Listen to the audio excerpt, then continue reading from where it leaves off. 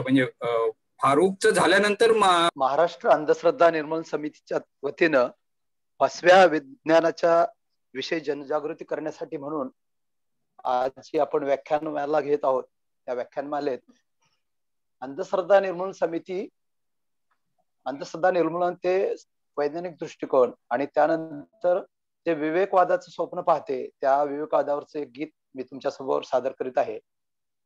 संकल्प आमुचा केवळ एकची आहे रे, विवेकवादी जग हे सारे व्हावे रे, विवेकवादी जग हे सारे व्हावे रे. विश्व असावे बंधुत्वाने भरलेले, विद्वेषाला गाडून पुरते उरलेले. विश्व असावे बंधुत्वाने भरलेले, विद्वेषाला गाडून पुरते उरलेले. हा विद्वेषाला गाडून पुरते उरलेले. सकल जनांचे जीवन सुंदर व्हावे रे, विवेकवादी जग हे सारे व्हावे रे. संकल्प आमुचा केवळ एकची आहे रे, विवेकवादी जग हे सारे व्हावे रे. नैतिकतेचे आचरण आम्ही रोज करू, शोधक वृत्ती पेरू विषमता दूर करू. नैतिकतेचे आचरण आम्ही रोज करू, शोधक वृत्ती पेरू विषमता दूर करू.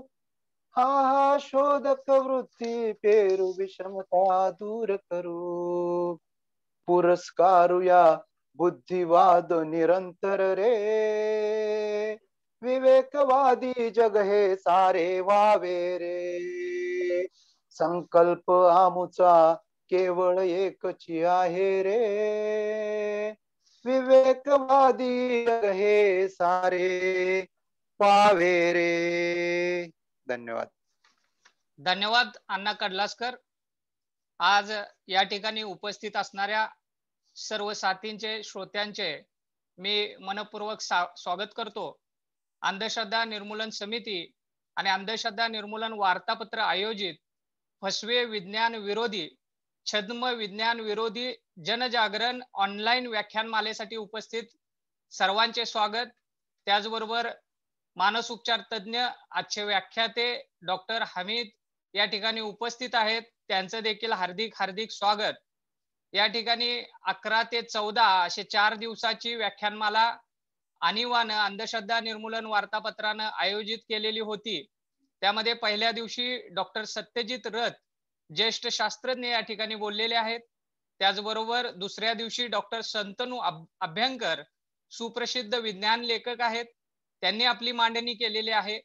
खरं तर आज प्राध्यापक परा आरडे या ठिकाणी फसवे विज्ञानाच्या बद्दल खूप चांगली मांडणी ज्यांनी आयुष्यभर केली. फसवे विज्ञान नवी बुवाबाजी हे ज्यांचं पुस्तक अतिशय प्रसिद्ध आहे, ते बोलणार होते, परंतु काही तब्येतीच्या कारणामुळे ते या ठिकाणी बोलू शकणार नाहीत. आज डॉक्टर या ठिकाणी आपण घेतोय आणि ही शेवटची या व्याख्यानमालेच्या सिरीज मधली शेवटची व्याख्यानमाला आहे. या सगळ्या व्याख्यानमाला यांचं लाईव्ह प्रसारण मॅक्स महाराष्ट्र, डॉक्टर नरेंद्र दाभोळकर थॉट्सच्या पेज, अंधश्रद्धा निर्मूलन वार्तापत्राचे पेज या ठिकाणी लाईव्ह प्रसारण होत आहे. या ठिकाणी फसवे विज्ञान, सुडो सायन्स, छद्म बुवाबाजी ही विज्ञानाच्या क्षेत्रातील नवी बुवाबाजी आहे. अमेरिकेमध्ये याच्यामध्ये एक सर्वेक्षण या बुवाबाजीच्या, या छद्म विज्ञानाच्या संदर्भात झालेलं होतं. त्याचा अहवाल असा होता, 3,68,000 नागरिकांनी छद्म विज्ञानाचा उपचार घेतल्याने ते मृत्युमुखी पडलेले होते. 3,06,000 लोकांना दुखापती झालेल्या होत्या आणि $2,80,00,00,000 या छद्म विज्ञानाच्या नादाला लागून पाण्यामध्ये गेलेले होते.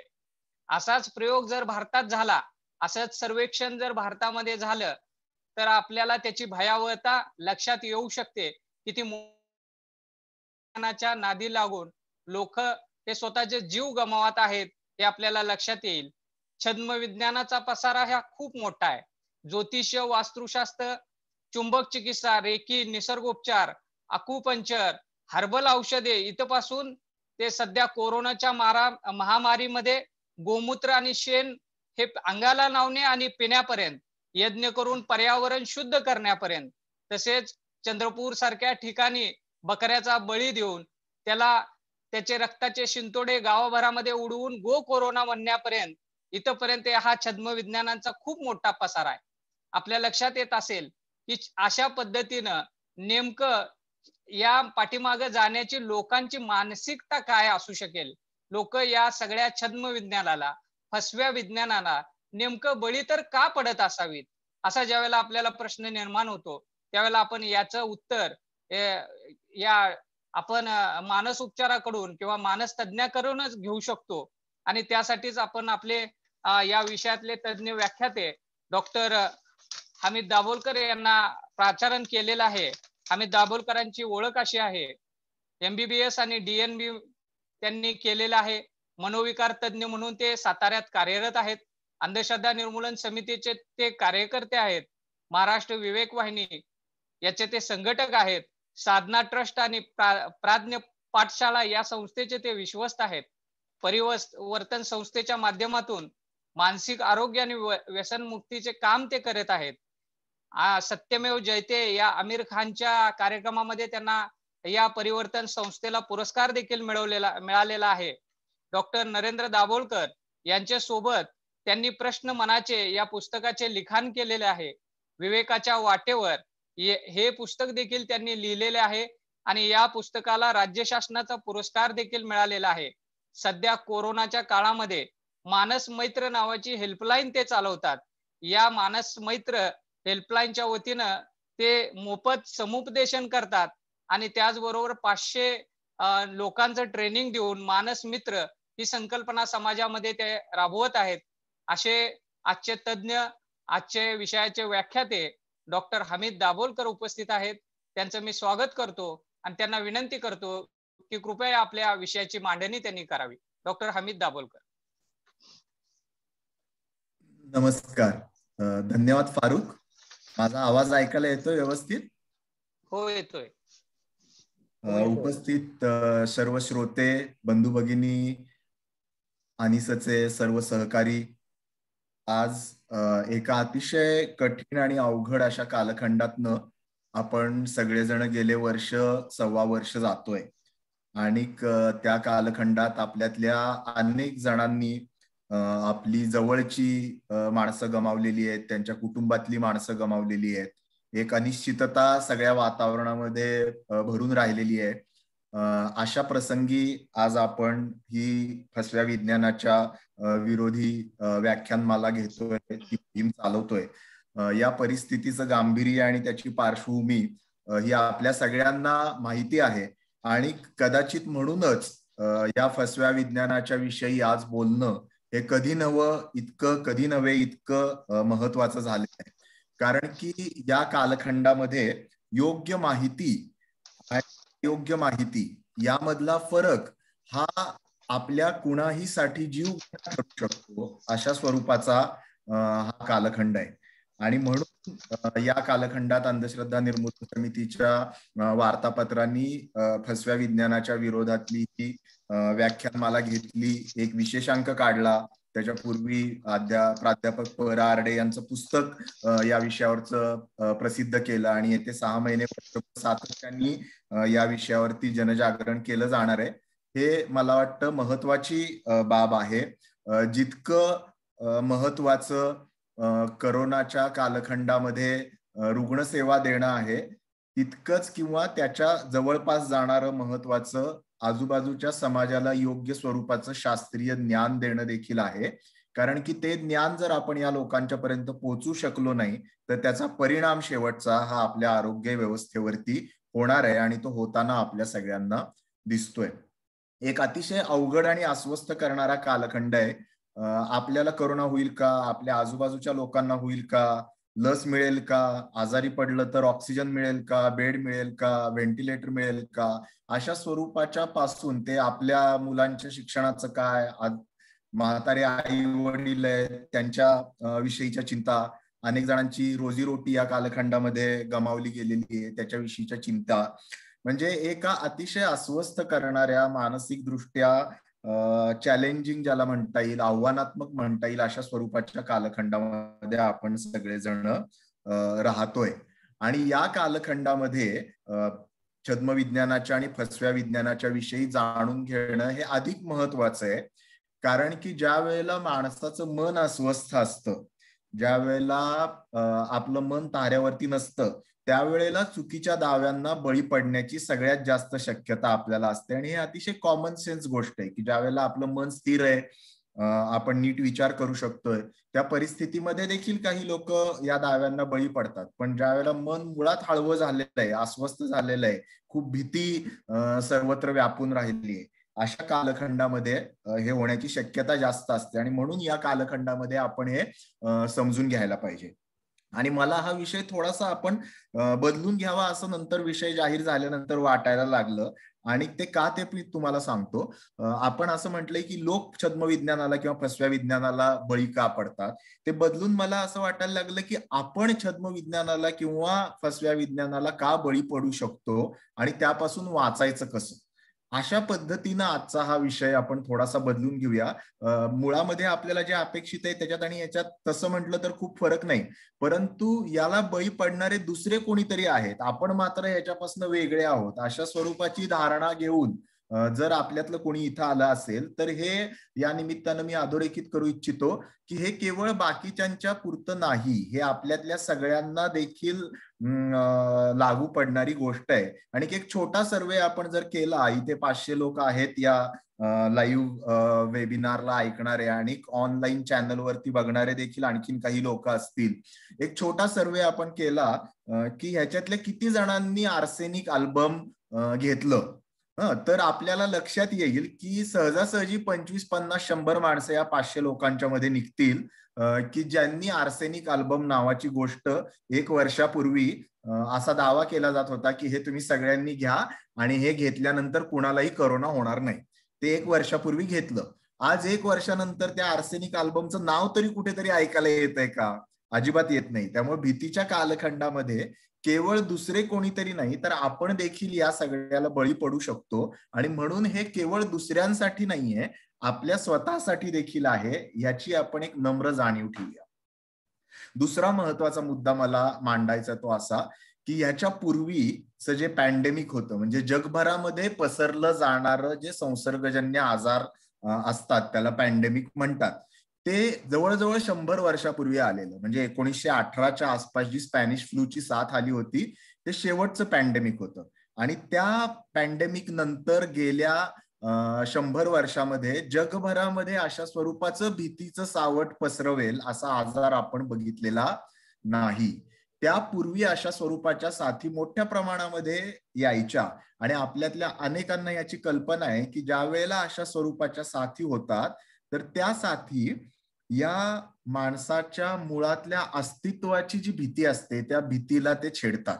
कारण की नव्यानं काहीतरी रोग निर्माण झालेला आहे, आपण जगू का वाचू, जग वाचेल का नाही, पुढे काय होईल, या सगळ्या ज्याला मानसशास्त्राच्या भाषेमध्ये एक्झिस्टेन्शियल एन्झायटी म्हणतात, म्हणजे आपण जिवंत राहू का नाही याच्याविषयी असलेली जी भीती असते त्या भीतीला या स्वरूपाच्या साथी छेडतात. आणि ते आपल्याला आजूबाजूला सहज डोळे उघडून बघितलं तर लक्षात येईल की त्यांनी समाजाच्या जी जीवनाविषयीची आपण जिवंत राहू का नाही याच्याविषयीची जी मूलभूत चिंता असते त्या चिंतेला त्यांनी छेडलेलं आहे.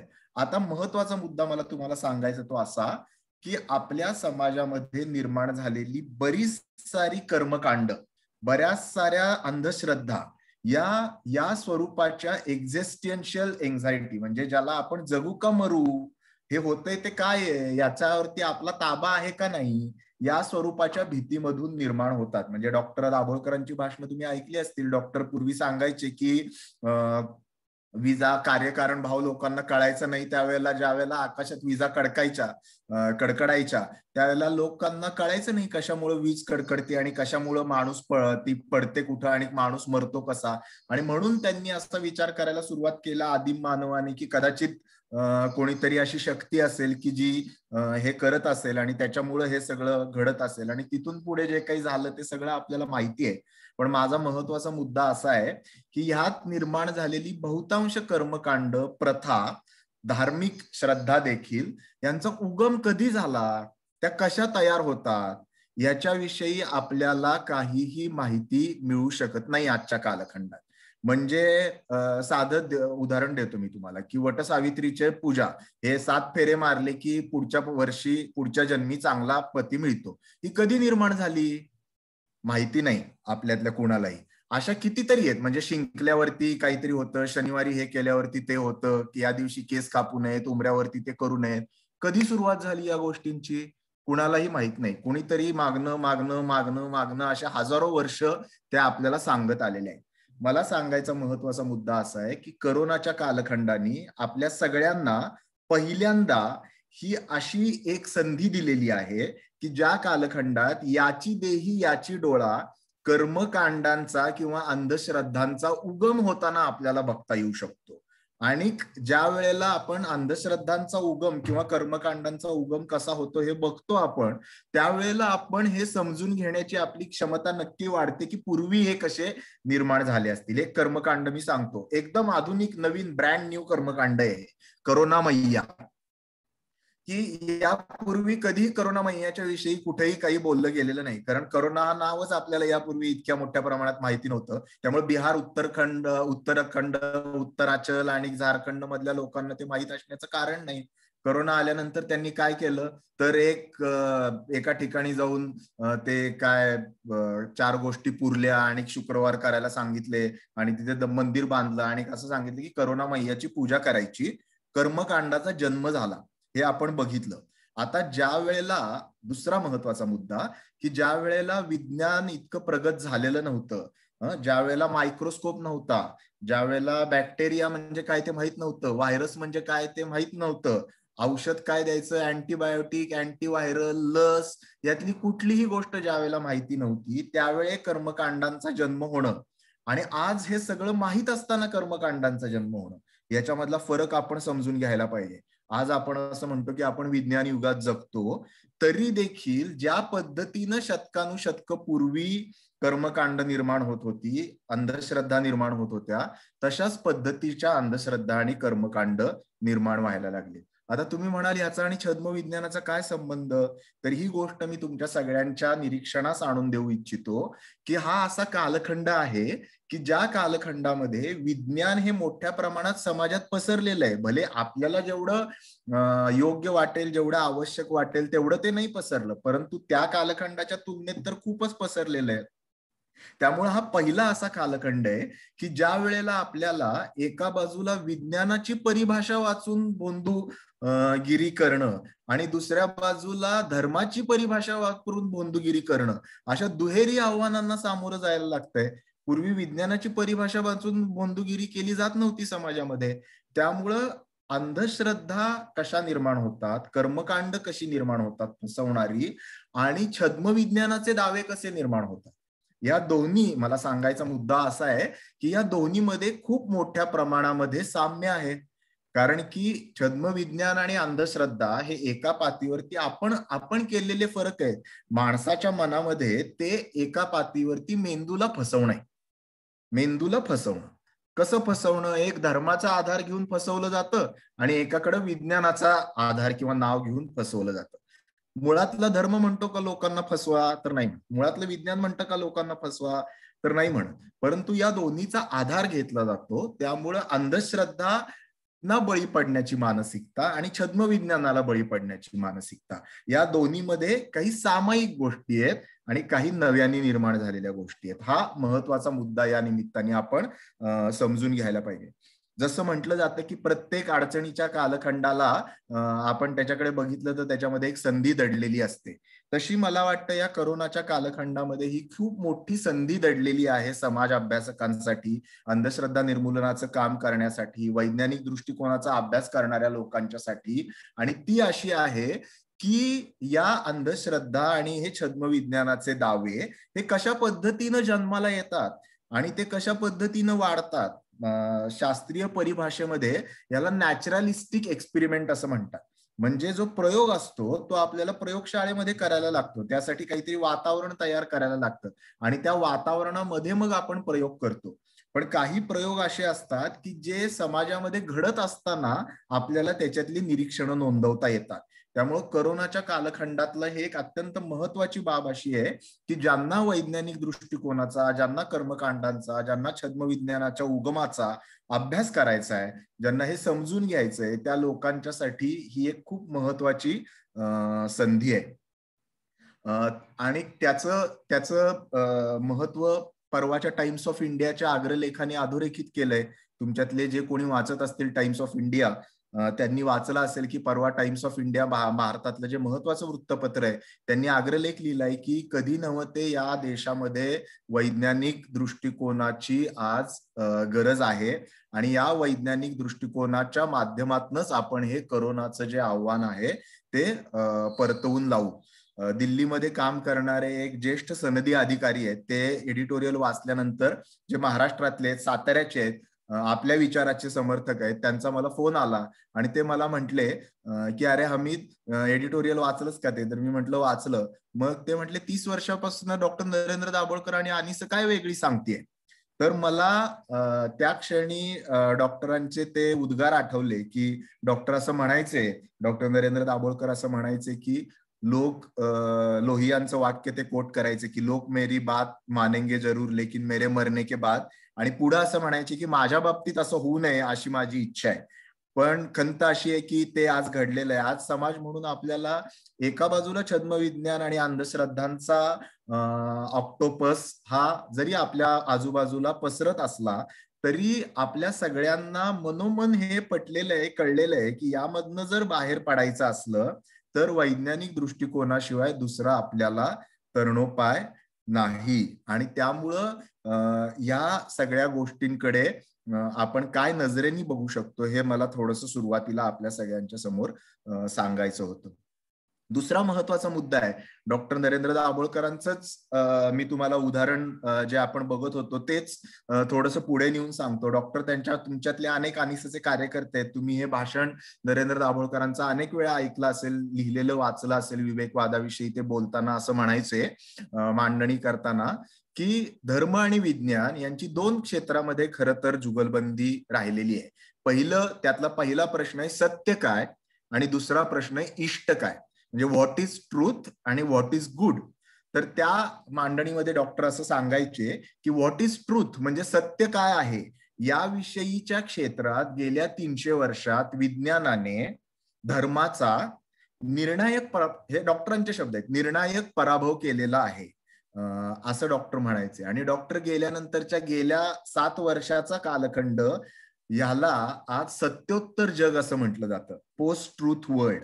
म्हणजे ज्या जगामध्ये विज्ञानाचं सत्य, म्हणजे आपण असं म्हणत होतो की विज्ञानाने सत्य काय आहे याच्या बाबतीमध्ये पूर्णपणे विज्ञानाशिवाय दुसरी कुठलीही कसोटी, आणि ते एका पातळीवर खरंच आहे, पण दुसऱ्या बाजूला हे देखील आपल्याला लक्षात घेणं आवश्यक आहे की या एका अशा कालखंडामध्ये आपण जगतोय की ज्याच्यामध्ये चुकीची गोष्ट परत परत, म्हणजे सत्योत्तर म्हणजे काय की विज्ञानाचा सगळ्यात महत्वाचा आधार काय तर सत्याचा शोध, आणि त्या सत्याच्या पलीकडे गेलेलं जग ज्याच्यामध्ये असत्य गोष्टी परत परत सांगितल्या जातात, त्याच्यासाठी वेगवेगळे मुलामे वापरले जातात. मग तो धर्माचा असो, विज्ञानाचा असो, राष्ट्रवादाचा असो किंवा धादांत खोटे बोलण्याचा असो. तर या सगळ्या कालखंडामध्ये आपण जगतोय आणि म्हणून या गोष्टी देखील समजून घेणं आपल्याला महत्वाचं आहे की नारायण सुर्वेंची ती कविता तुम्हाला माहिती असेल कदाचित, की त्यांनी सूर्य देखील बाजारात आणला, अशा त्या कवितेच्या ओळी आहेत. तसं या लोकांचं असं झालेलं आहे की त्यांनी विज्ञान देखील बाजारात आणलं.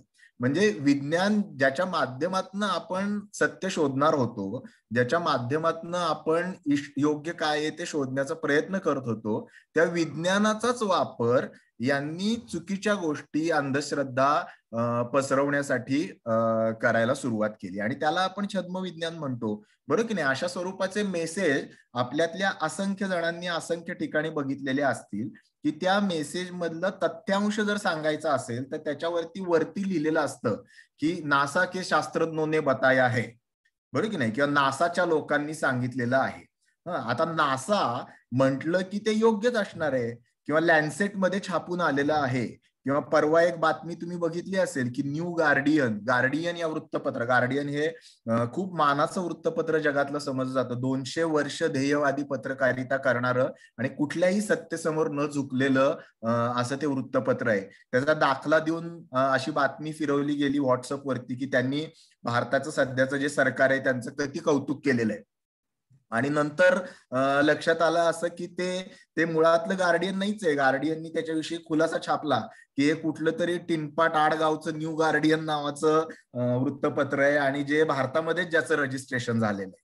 तर म्हणजे अशा पद्धतीनं ज्याला आपण ग्रंथ प्रामाण्य म्हणायचो धर्माच्या ह्याच्यामध्ये, किंवा शब्द प्रामाण्य म्हणायचो, म्हणजे अंधश्रद्धांच्या बाबतीमध्ये ग्रंथ प्रामाण्य मांडणं, शब्द प्रामाण्य मांडणं, यामधनं अंधश्रद्धा निर्माण होतात. आता तीच जी तंत्र आहे किंवा तेच जे टेक्निक आहे, ते तंत्र हे छद्मविज्ञानाच्या प्रसारासाठी देखील वापरलं जायला लागलं. म्हणजे तुम्हाला काय माहितीये, गार्डियन मध्ये असं आलेलं आहे, म्हणजे आमच्या धर्मग्रंथात असं लिहिलेलं आहे आणि गार्डियन मध्ये असं आलेलं आहे, ह्याच्यामध्ये काही म्हटलं तर लॉजिकली फारसा फरक नाही.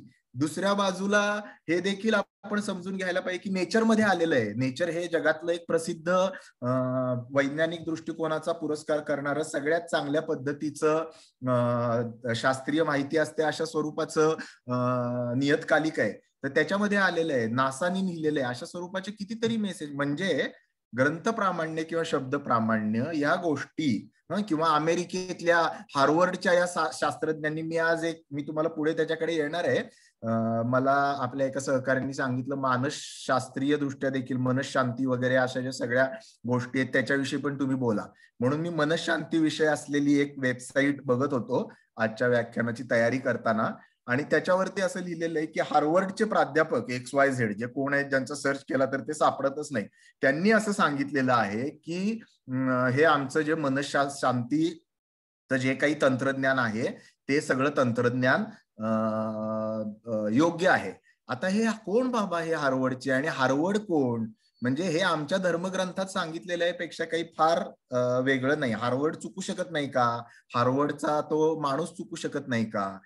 म्हणजे या गोष्टीचा वापर विज्ञान कशा प्रकारे करायला लागलेला आहे. गंमत तेवढीच नाही, म्हणजे मला आता राहवत नाही, मी नंतर सांगणार होतो पण आता सांगतो. त्याच्यावरती मी एक असा भन्नाट प्रकार बघितला ज्याच्यामध्ये असं लिहिलेलं आहे, प्रत्येक गोष्टीसाठी त्याच्या तुम्ही जाऊन बघू शकता, ती वेबसाईट सगळ्यांना ओपन आहे.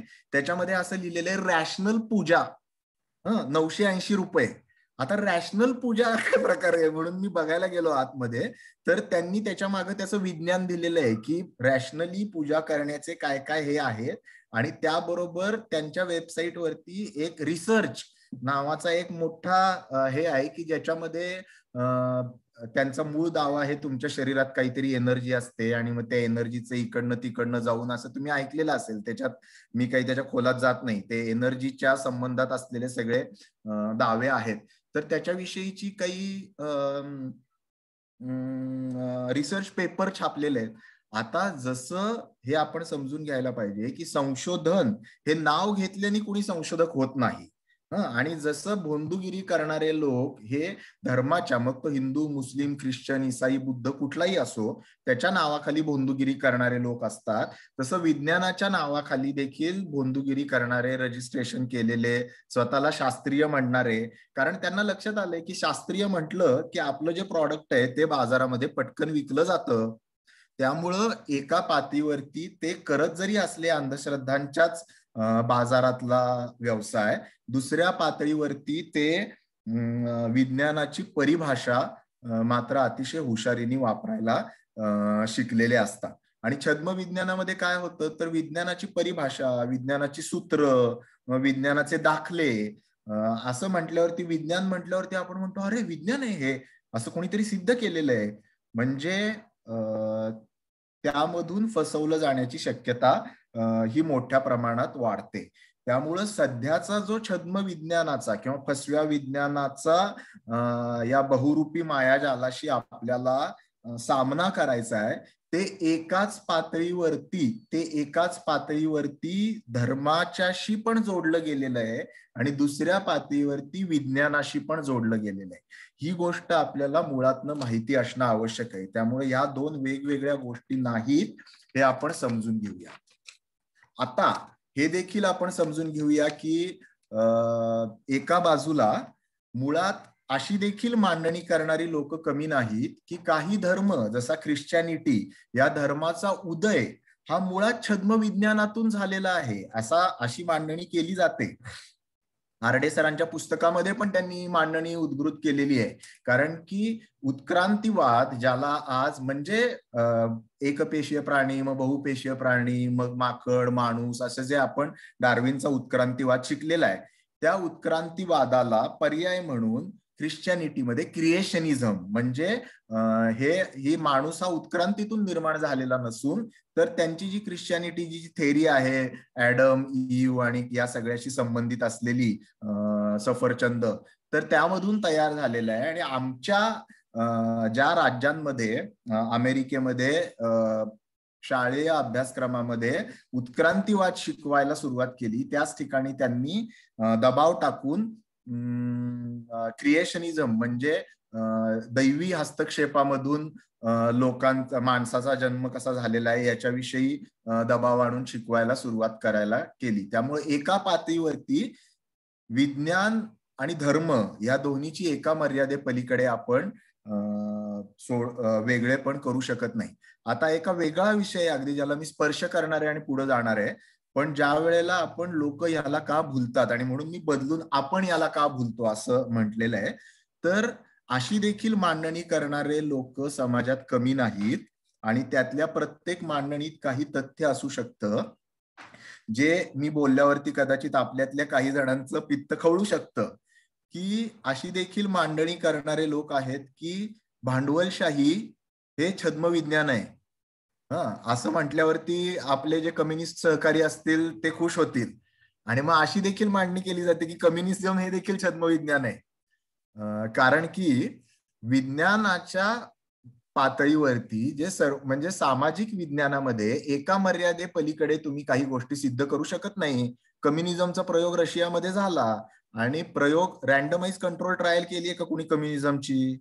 भांडवलशाहीची कुणी रँडमाइज कंट्रोल ट्रायल केली आहे का? म्हणजे 20 देशांमध्ये जी सगळ्यात श्रेष्ठ विज्ञानाचा सर्वोत्कृष्ट बेंचमार्क ठरवला जातो ते केलंय का कुणी भांडवलशाहीचं आणि कम्युनिझमचं?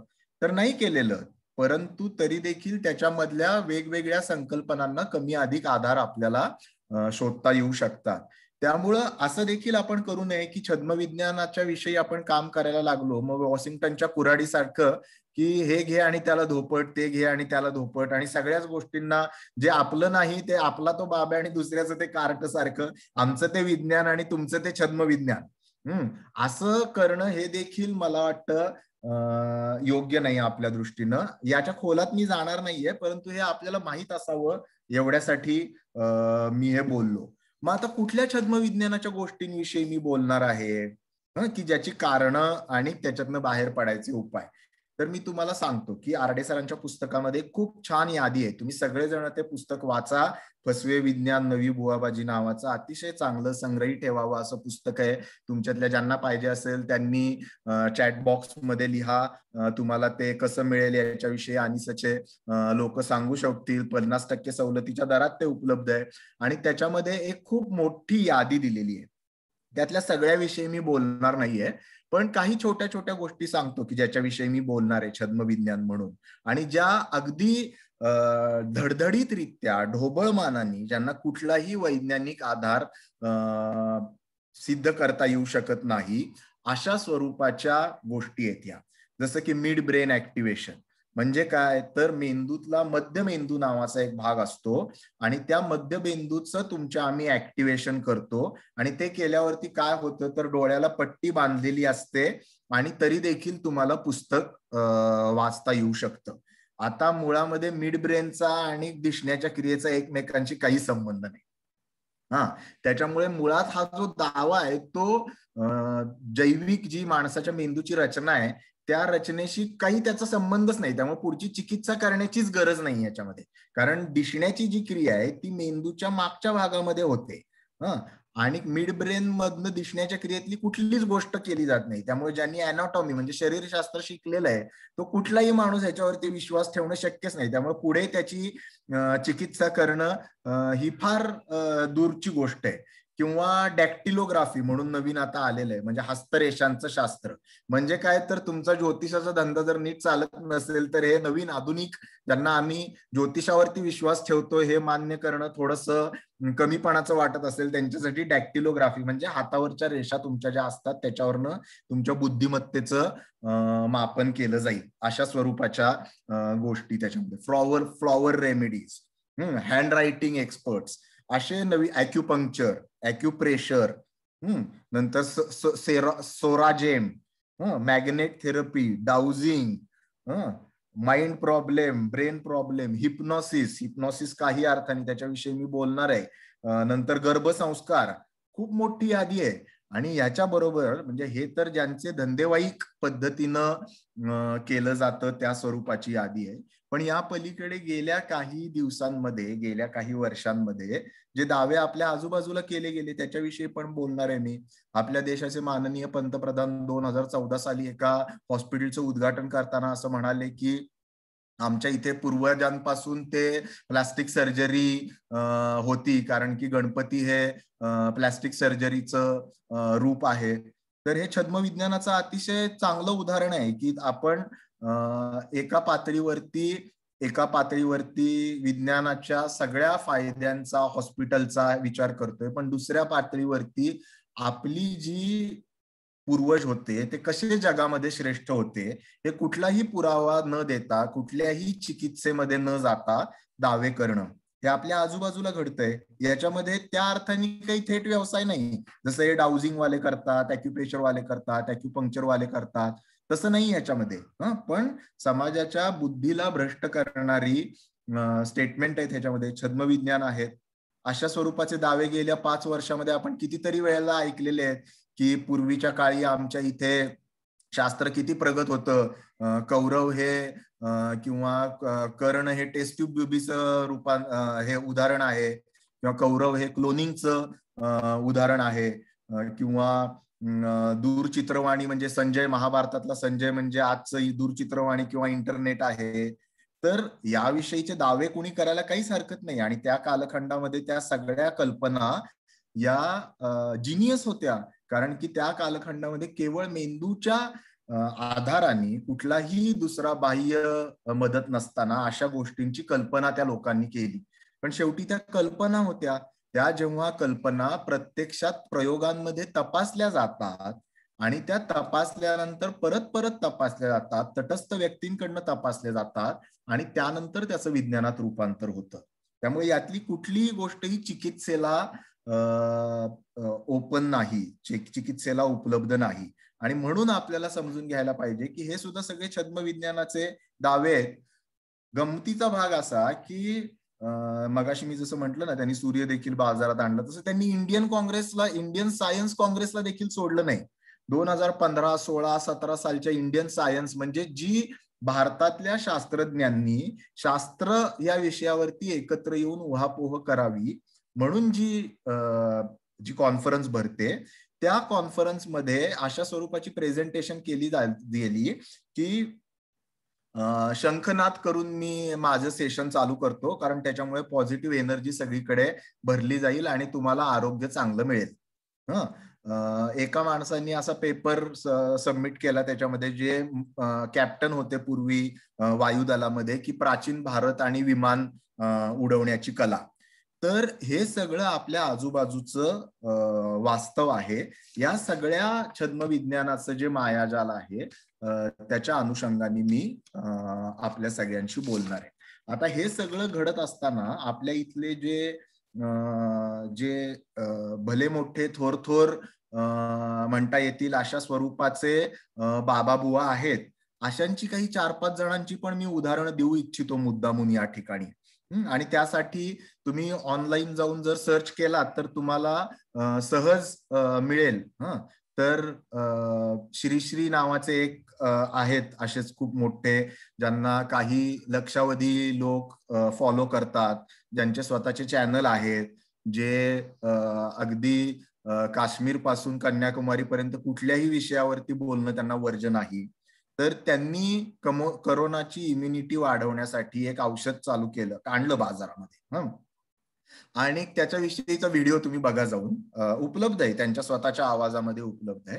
आणि ते असं सांगताय की हे औषध तुम्ही घ्या आणि या औषध घेतल्यावरती तुम्हाला करोना होणार नाही, म्हणजे ना के बराबर, म्हणजे थोडं सुद्धा शक्यता नाही.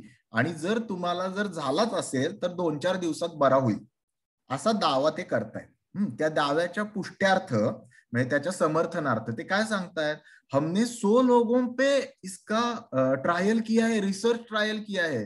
100 लोकांवरती आम्ही ह्याची रिसर्च ट्रायल केली आणि त्यातल्या 99 लोकांना बरं वाटलं आणि एका माणसाला फक्त थोडीशी लक्षणं आली आणि तरी देखील बरं आहे. म्हणजे आपलं आरोग्य मंत्रालय काही बाबतीत तरी चांगलं काम करतंय असं म्हणायला काही हरकत नाही. की तेच सांगतायत की आरोग्य मंत्रालयाने आम्हाला असं सांगितलं की तुम्हाला जर याला सँक्शन पाहिजे असेल तर 80,000 लोकांवरती तुम्हाला कमीत कमी ही ट्रायल करायला लागेल.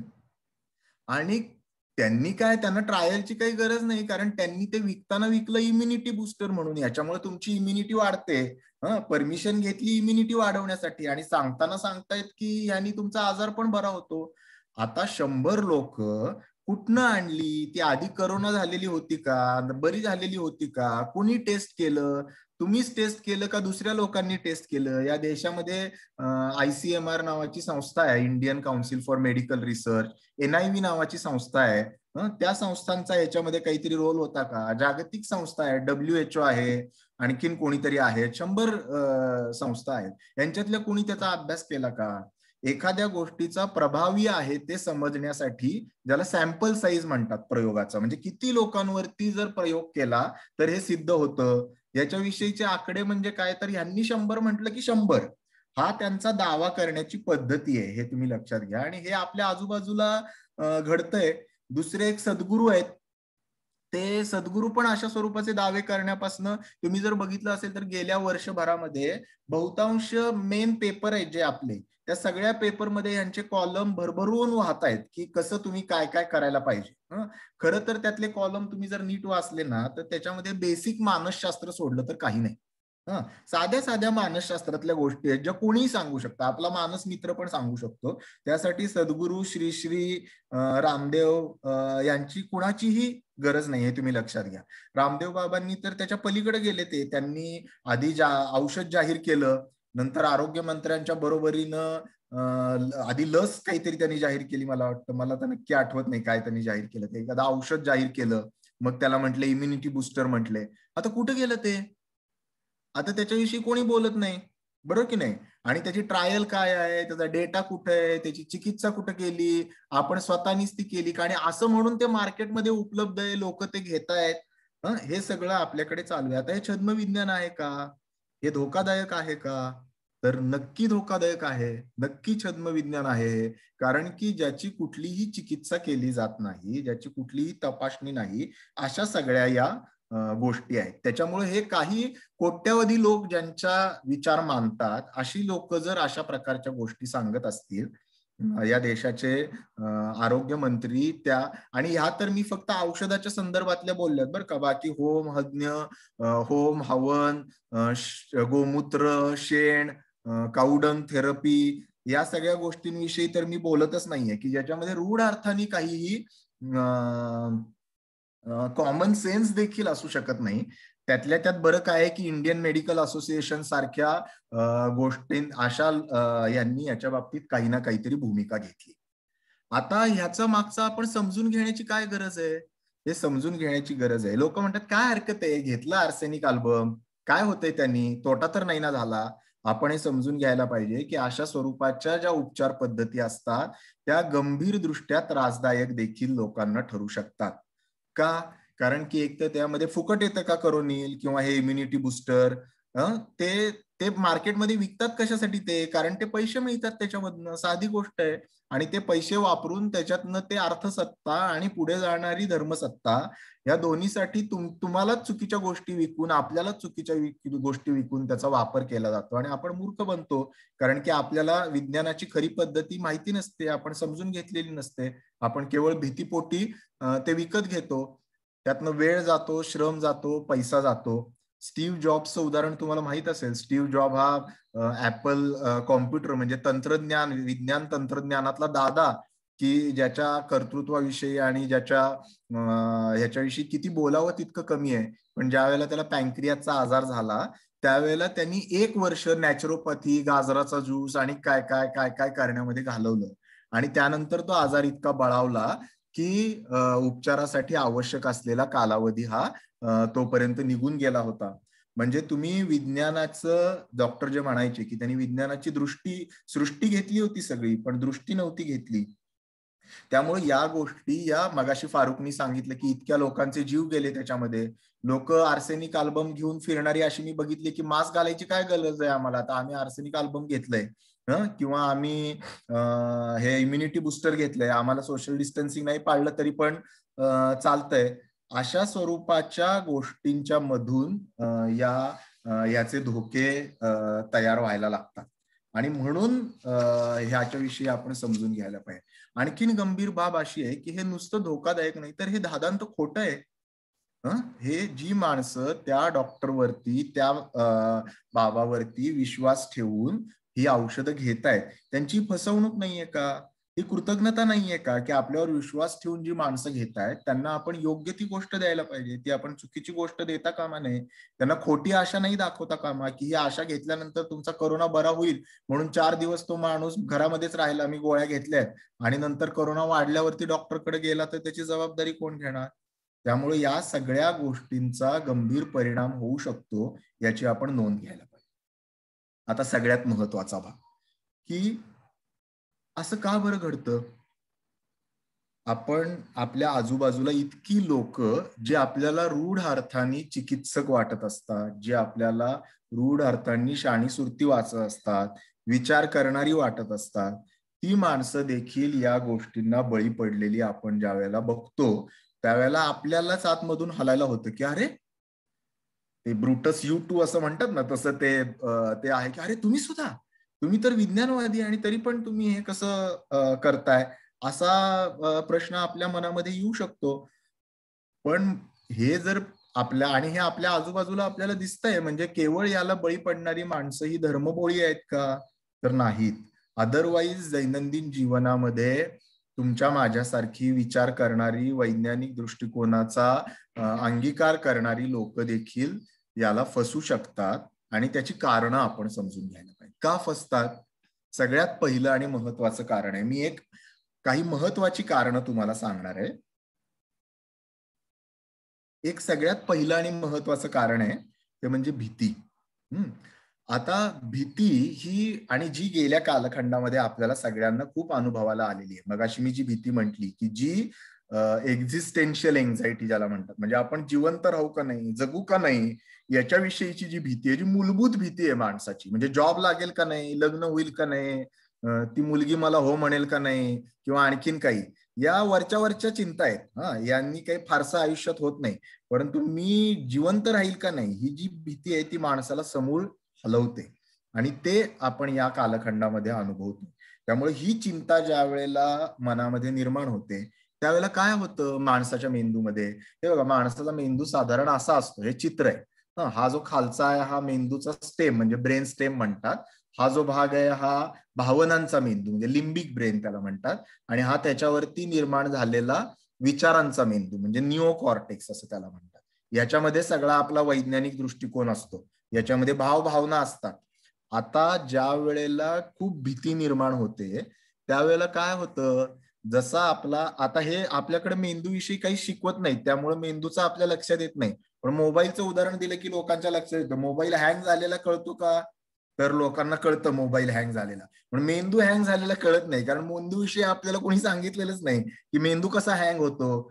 तर ज्या वेळेला खूप भीती निर्माण होते आणि भीतीची जी सगळी केंद्र असतात ती या भागामध्ये असतात, मेंदूचा खालचा भाग आणि भावनांचा मेंदू. आणि हा जो वरचा भाग असतो त्या भागामध्ये विचारांची केंद्र असतात ज्या वेळेला. आणि ह्या दोन्हीच्या मध्ये अॅमिग्डेला नावाचा एक अवयव असतो. तर त्याला मानसशास्त्राच्या भाषेमध्ये अॅमिग्डेला हायजॅक असं म्हणतात. म्हणजे विचारांच्या मेंदूकडे जाणारा सगळा स्रोत हा भीती वाटली की फक्त भावनांच्या मेंदू पुरताच मर्यादित राहतो आणि त्या पातळीवरतीच सगळे निर्णय घेतले जातात. थोडक्यात सांगायचं तर मेंदू आपला हँग होतो किंवा अॅमिग्डेला हा विचारांकडे जाणारा जो स्रोत असतो तो हायजॅक करतो, पळवून नेतो आणि तो भावनिक मेंदूकडे घेऊन जातो. आणि त्या भावनिक मेंदूकडे घ्यायला लागल्यावरती आपण केवळ विचार न करता भावनांच्या पातळीवरती हे करायला लागतो. आता गमतीचा भाग असा आहे की हे जे होतं हे कुणाच्याही बाबतीमध्ये होऊ शकतं. म्हणजे तुम्ही वैज्ञानिक चळवळीमध्ये 30 वर्ष काम केलंय म्हणून तुमचा अॅमिग्डेला हायजॅक होणार नाही याची काही गॅरंटी देता येत नाही. तो होण्याची शक्यता कमी आहे, बरोबर. परंतु एकदा मर्यादेपलीकडे भीती आली की मोबाईल कितीही चांगला असला तरी पण तो हँग होण्याची शक्यताही निर्माण होते. हे आपल्याला माहिती असणं आवश्यक आहे.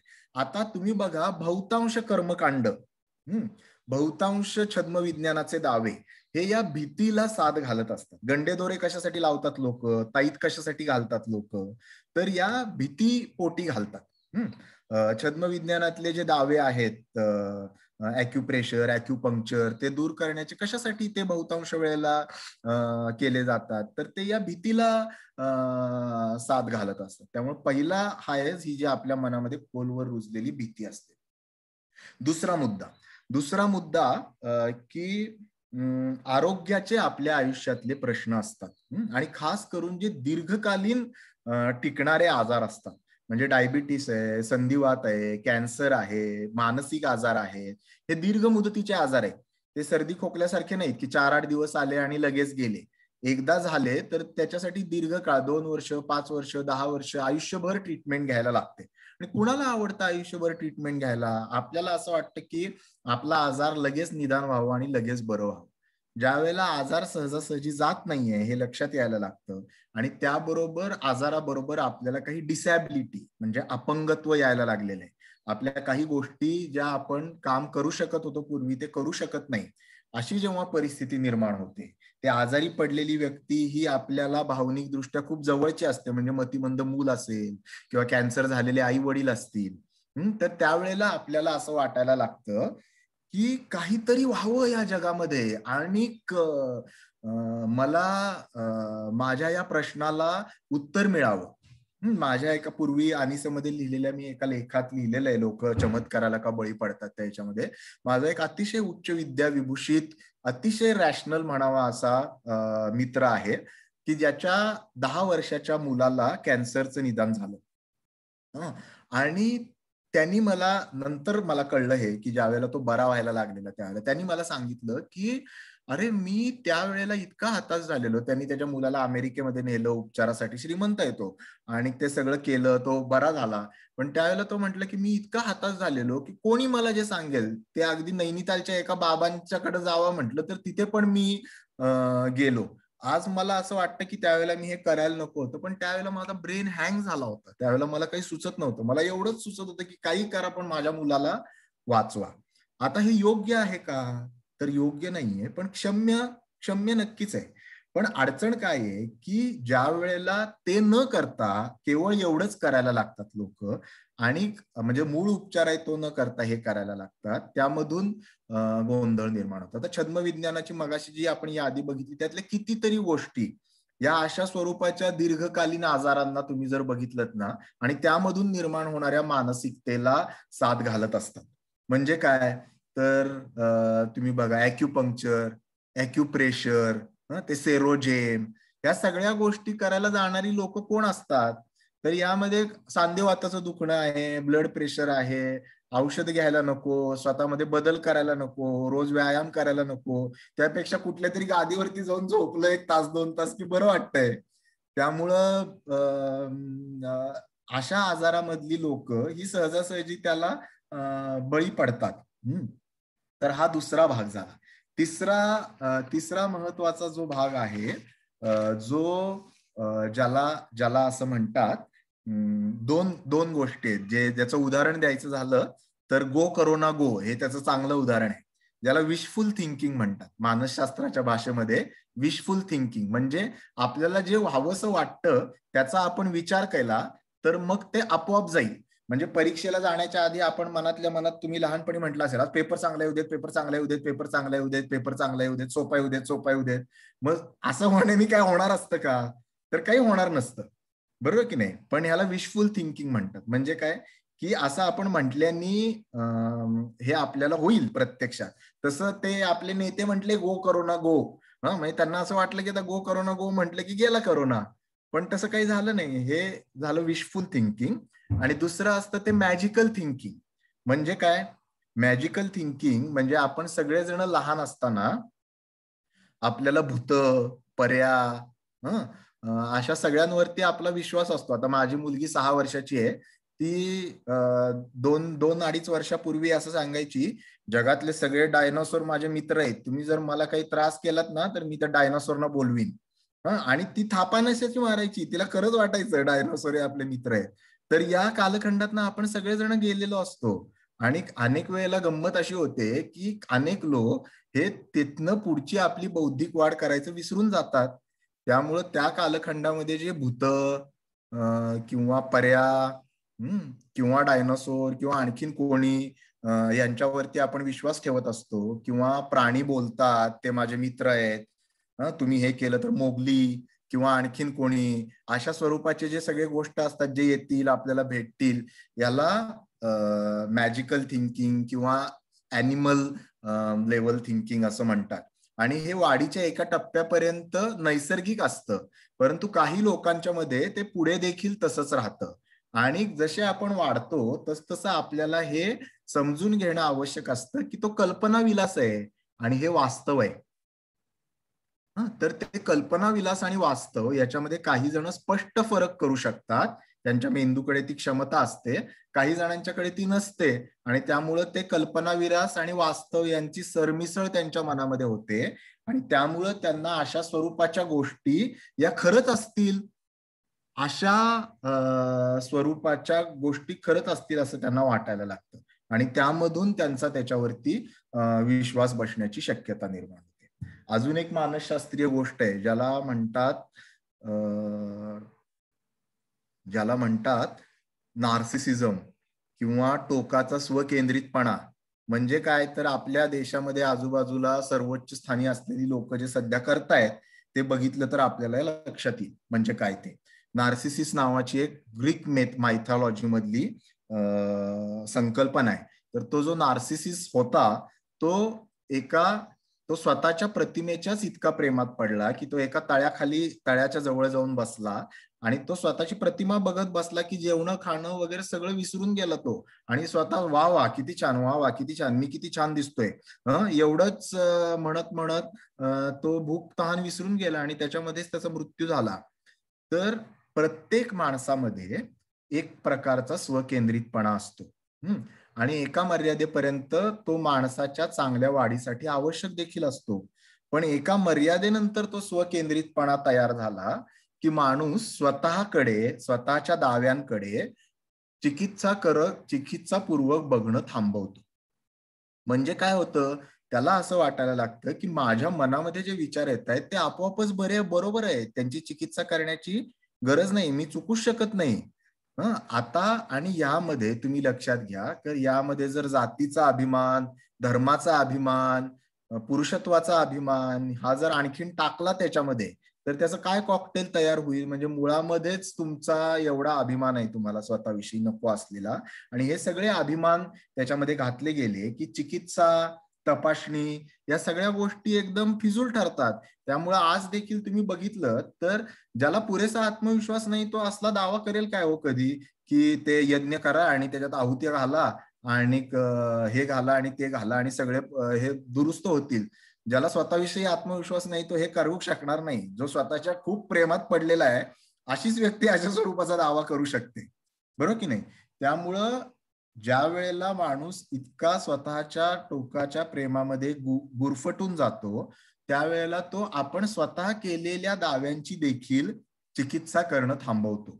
आपण स्वतः जे बोलतोय, आपल्या मनात जे विचार येत आहेत ते योग्यच आहेत असं धरून तो चालायला लागतो आणि त्यामधून तो आणि त्याच्या आजूबाजूची लोक ही त्याला फसायला लागतात. आणखीन एक मुद्दा आहे, त्याला मी म्हणतो सुपरमॅन किंवा सुपर वुमन सिंड्रोम. म्हणजे सध्याच्या कालखंडामध्ये आपल्यातल्या सगळ्यांना, स्वतःच्या पोराबाळांना हे सुपरमॅन किंवा सुपर वुमन करण्याची जी काही ओढ लागलेली आहे ना, आता हे मिड ब्रेन किंवा ते डॅक्टिलोग्राफी किंवा अशा स्वरूपाच्या ज्या सगळ्या गोष्टी आहेत की ज्या असे दावे करतात की हे तुम्ही करा आणि म्हणजे मग तुमचं पोरग म्हणजे किंवा पोरगी म्हणजे काय आता बासच. आता एक छोटं उदाहरण सांगतो मी तुम्हाला की ते छद्मविज्ञान मिड ब्रेन ऍक्टिव्हेशन माझ्या मुलाच्या शाळेमध्ये 6वी मध्ये येतो, त्याच्या शाळेमध्ये आलेले ते मिड ब्रेन ऍक्टिव्हेशन करणारे लोक.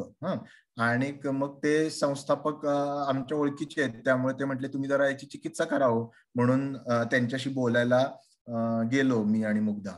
तर त्यांनी आम्हाला सांगितलं की बाबा असं असं असतं, तर काय करायचं, तर डोळ्यावर पट्टी बांधायची आणि ते म्युझिक ऐकवायचं आणि ती पट्टी बांधली की त्याच्यानंतर समोर तुम्हाला जर 600 पानाचं पुस्तक दिलं तर 600 पानाचं पुस्तक ते मूल अर्ध्या तासात वाचतं. मी त्यांना म्हटलं ते बाकीचं सगळं राहू दे, 600 पानाचं पुस्तक मुलाने अर्ध्या तासात कशाला वाचायला पाहिजे? 1 वर्ष दिलंय ना त्याला ते वाचायला, वाचू देत की वर्षभर. आणि दुसरी गोष्ट, जे वाचण्यासाठी डोळे दिले ते डोळे बंद करून कशाला वाचायचं? डोळे बंद करून वाचल्याने काय आणखीन वेगळं डोक्यात जाणार आहे का? त्यापेक्षा डोळे उघडून वाचू देत ना त्याला. आता हे देखील लोक, एवढा देखील लोक विचार करत नाहीत, कारण की त्यांच्या मनावरती ते भूत बसलं की माझ्या पोराला बाकीच्या पेक्षा काही वेगळं असायला पाहिजे, त्याच्याकडे काहीतरी वेगळी पॉवर, भारी पॉवर असायला पाहिजे. अशा याला बळी पडणारे तुम्ही जर बघितलेत ना लोक, तर बहुतांश लोक, त्यांचे पालक त्यांना यांनी ग्रस्त केलेलं असतं की आपल्या मुलाला किंवा मुलीला किंवा आपल्या स्वतःला सुपरमॅन किंवा सुपर वुमन करायचंय आणि आपल्या आजूबाजूच्या लोकांच्या पेक्षा आपण काहीतरी वेगळे असायला पाहिजे. गर्भसंस्कार हे कशात नाही येतं, म्हणजे काल शंतनू अभ्यंकर जे म्हटले ना की आता मी मुलावर चांगले संस्कार व्हावे म्हणून चांगली पुस्तकं वाचायला सुरुवात केली. अरे चांगली पुस्तकं माणसाने कायमच वाचावीत, गर्भसंस्कार करण्यासाठी कशाला वाचावीत? बरोबर की नाही? म्हणजे विनोदाचा भाग त्यातला सोडून द्या, परंतु गर्भसंस्कार करणं हे म्हणजे काही झालं तरी माझा गर्भ हा मुलगा तो बाहेर आला की ते बाकीच्यांच्या पुढेच असायला पाहिजे, मागा असता कामा नाही. त्याच्यासाठी जे काही कष्ट करायचे असतील ते करण्यापेक्षा हे असलं काहीतरी केलेलं पटकन सोपं वाटतंय ना. आता याच्याबरोबर आणखीन काही गोष्टी असतात छोट्या छोट्या, की कलंकाची भावना. हे असल्या सगळ्या गोष्टी करणारे जे छद्मसंस्काराचे हे करणारे देखील जे गुरु असतात ना, त्यांना काही लक्षावधी लोक फॉलो करत असतात. त्यांचे फोटो तुम्ही तुमच्या दुकानामध्ये आणि कामाच्या ठिकाणी लावू शकतात. हे आमच्यासारखे यकश्चित मानसोपचार तज्ञाचं, त्याच्याकडे त्यांनी बरं केलं पेशंटला तरी लोक लग्नाची पत्रिका देताना म्हणतात डॉक्टर पत्रिका दिली आहे पण लग्नाला मात्र येऊ नका, कारण तुम्ही लग्नाला आला तर लोक विचारणार हे कशाला आले, मग विचारणार की ते तुम्ही मानसोपचार तज्ञाकडे गेलेला का. तर कलंकाची जी भावना आहे या अनुषंगाने येणारी, मिड ब्रेन ऍक्टिव्हेशन कडे जाणाऱ्या किंवा श्रीश्री किंवा सद्गुरूंकडे जाणाऱ्या लोकांना कलंक काय, उलट त्यांना भारी वाटतं की आम्ही त्यांचे भक्त आहे. त्यामुळे ही जी कलंकाची भावना मानसिक आरोग्याच्या ह्याच्याशी जोडली गेलेली आहे, त्याचा देखील खूप मोठा परिणाम या मानसशास्त्रावरती होतो. आता शेवटचे 2-3 गोष्टी ज्याच्यामुळे हे होतं, काही वेळेला ठार अज्ञान हे देखील याच्या मुळाशी असू शकतं. म्हणजे लोक पुरेसा विचारच करत नाही, त्यांना माहितीच नसते, किंवा एखादा निर्णय घेण्याच्या आधी आपण पुरेशी माहिती घ्यायला पाहिजे, आपण त्याची चिकित्सा करायला पाहिजे. आपल्याकडे उपलब्ध असलेल्या जे ज्ञानाचे साठे आहेत, जी माणसं आहेत, त्याच्यामधून थोडीशी माहिती घ्यायला पाहिजे. या सगळ्या गोष्टी न करता केवळ अज्ञानाच्या माध्यमातून लोक याला बळी पडतात. आणि या सगळ्याच्या पलीकडे जाऊन शेवटच्या 2 गोष्टी, जे मगाशी मी म्हटलं की आपल्याकडे हुशार लोकांनी छद्मविज्ञान आणि धर्म आणि अंधश्रद्धा याचं एक कॉकटेल करायला आता सुरुवात केलेली आहे. म्हणजे विज्ञानाचं नाव वापरायचं आणि धर्माची सत्ता वापरायची आणि त्या दोन्हीचं मिश्रण करून एक लोकांच्या मनावरती राज्य करता येऊ शकेल, काही करून आपलं वर्चस्व स्थापन करणं, लोकांना फसवणं, टकवणं, हा त्याच्या मागचा महत्वाचा उद्देश. त्यामुळे ज्या वेळेला ते दोन्ही एकमेकांच्या हातात हात घालून चालायला लागतात त्यावेळेला ते आणखीन आव्हानात्मक होतात, हे आपल्या सगळ्यांना सहज लक्षात येऊ शकेल. आणि शेवटचा मुद्दा, ज्याला मानसशास्त्राच्या भाषेमध्ये कन्फर्मेशन बायस असं म्हणतात. म्हणजे काय कन्फर्मेशन बायस? म्हणजे जे आपल्याला ऐकायला आवडतं त्याच गोष्टी आपण ऐकतो. म्हणजे आता इथे अंधश्रद्धा निर्मूलनाचा विचार ऐकायला तुम्हाला आवडतो म्हणून हे 500 लोक आलेले. ज्यांना हा विचार पटत नाही ते लोक कसे काय इथं येतील? त्यामुळे इथं ऐकायला येणाऱ्या लोकांच्या मध्ये लोकांना हा विचार पटण्याची शक्यता बाकीच्या कुठल्याही लोकांपेक्षा जास्त आहे. कारण की सिलेक्ट करतानाच माणसं अशी स्वतःनीच सिलेक्ट केलेली आहेत की ज्यांना हा विचार पटण्याची शक्यता आहे, अशीच लोक सिलेक्ट झालेली आहेत इथं.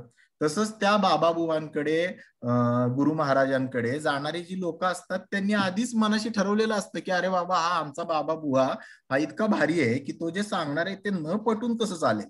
त्यामुळं आपल्या सगळ्यांच्या मनामध्ये वेगवेगळ्या पातळ्यांवरती आपल्याला जे ऐकावंसं वाटतं त्याच गोष्टी आपण ऐकणं प्रिफर करतो किंवा त्यांची चिकित्सा करत नाही. ही मानवी मनाची एक रचना आहे, हे आपण समजून घ्यायला पाहिजे. आणि हे म्हणून मी मगाशी म्हटलो की हे केवळ दुसऱ्यांसाठी नाही, आपल्या सगळ्यांसाठी, तुम्ही, मी, सगळे, प्रत्येक जण या कन्फर्मेशन बायसला बळी पडत असतो. म्हणजे आपल्याला जे ऐकावंसं वाटतं तेच आपण ऐकत असतो. त्याच्या पलीकडे आपली चिकित्सा कशी न्यायची, त्याच्या पलीकडे आपण स्वतःला कसं न्यायचं, हा रियाजाचा भाग आहे, हा कष्टपूर्वक साध्य करण्याचा भाग आहे. आणि ते कसं करायचं हे आपण शेवटच्या टप्प्यामध्ये बघूया. मी 3 पातळ्यांवरती, हे जर करायचं नसेल, या छद्मविज्ञानाच्या राक्षसाच्या, ऑक्टोपसच्या किंवा मायाजालाच्या मध्ये आपल्याला अडकायचं नसेल तर आपण काय करायला पाहिजे? खरं तर कसं आहे ना, एकदा आपण जर कुठल्याही गोष्टीच्या मुळाशी गेलो, त्याची कारणं शोधून काढली तर त्या कारणच आपल्याला त्याच्या उपचाराचा रस्ता दाखवतात. हे वैद्यकशास्त्रातलं पहिलं महत्वाचं मूलभूत तत्व आहे की तुम्हाला जर आजाराचा उपचार करायचा असेल तर तुम्हाला तो आजार तयार कसा होतो हे माहिती असायला पाहिजे. आणि त्यामुळे आपण 8 किंवा 10 सूत्र बघितली की हे छद्मविज्ञानाचं मानसशास्त्र कसं तयार होतं. मग आता आपल्याला उपचाराच्या ज्या दिशा आहेत त्या पण त्याच्यामधनच मिळू शकणार आहेत. त्यामुळे 3 पातळ्यांवरती उपचार आपण म्हणजे किंवा हे टाळणं कसं करता येईल हे आपण बघूया. एक स्वतःच्या पातळीवरती, दुसरं आपल्या कुटुंबाच्या पातळीवरती आणि तिसरं समाजाच्या पातळीवरती. मी ज्या 8-10 गोष्टी सांगितल्या त्या मी परत छोट्या छोट्या ह्याच्यात रिपीट करणार आहे. म्हणजे भीती, जर आपल्या स्वतःला येणारी जी भीती आहे त्या भीतीवरती, म्हणजे आपल्याला मुळामध्ये भीती येते, मला आपल्यातल्या अनेक जणांना आपल्याला आयुष्याची भीती वाटते हेच मान्य करायचं नसतं. तर आयुष्याची भीती सगळ्यांना वाटते, त्याच्यामध्ये काही कमीपणा नाही. मृत्यूची भीती चुकलेला असा कोणी जगामध्ये माणूस नाही. उगाच कारण नसताना मीच शोर, मीच भारी असं म्हणण्याची काही गरज नाही. आपल्याला ज्या भीती येतात त्या भीती आपण स्वतःशी समजून घेणं, स्वीकारणं हे फार महत्वाची गोष्ट आहे. त्यामुळं आपल्याला भीती येतेय आणि आपला वरचा मेंदू हायजॅक होतोय, आपला अॅमेग्डेला हायजॅक होतोय, किंवा आपला ब्रेन हँग होतोय, हे कळू शकतं का आपल्याला? तर नक्की कळू शकतं. तर त्याच्याविषयी आपण जागरूक होऊ शकतो का? होऊ शकतो. त्याच्यासाठी मानसशास्त्र समजून घ्यायला पाहिजे थोडं. मानस मैत्री हा आपला उपक्रम आहे ज्याच्यामध्ये आपण हे स्वतः शिकणं आणि दुसऱ्यांना शिकवणं याच्यासाठी प्रयत्न करतो. दुसरा भाग आहे की आपल्याला हे लक्षात यायला पाहिजे की जर आपल्या कुटुंबामध्ये, आपल्या आजूबाजूला, आपल्या आयुष्यामध्ये जर दीर्घ मुदतीचे आजार आले असतील तर पर्यायी पूरक छद्मविज्ञानाच्या पद्धतींकडे आपला ओढा होण्याची शक्यता जास्त आहे. कारण ते सहजासहजी जात नाही आणि ते सहन करणं, त्यांच्याबरोबर आयुष्याची पुनर्रचना करणं हे अनेक वेळेला अवघड असतं. त्यासाठी आवश्यक असलेला आधार आणि समुपदेशन आपल्याकडे मिळत नाही आणि त्यामुळे या कालखंडामध्ये आपण त्याला मोठ्या प्रमाणामध्ये बळी पडू शकतो. त्यामुळे आरोग्य, भीती. तिसरं, मीच शहाणा नार्सिसिझम ज्याच्याविषयी मी म्हंटलो की मीच शहाणा असं सतत म्हणणं. आणि मला जे वाटतं तेच म्हणजे ते तुम्ही ते भाडीपा बघता का? त्या भाडीपा नावाचं एक चॅनल आहे, त्याच्यावरती ते सिरियल येते बघा, एक मी आई आणि काहीतरी, त्यात तो आणि आहे तो, ते सांगा कसली म्हणजे स्वतःला त्याला आयडिया सुचतात आणि मग त्याच्यानंतर तो म्हणतो कसली भारी आयडिया, ही एक युनिक आयडिया आहे आणि आजपर्यंत कुणालाच सुचलेली नाही.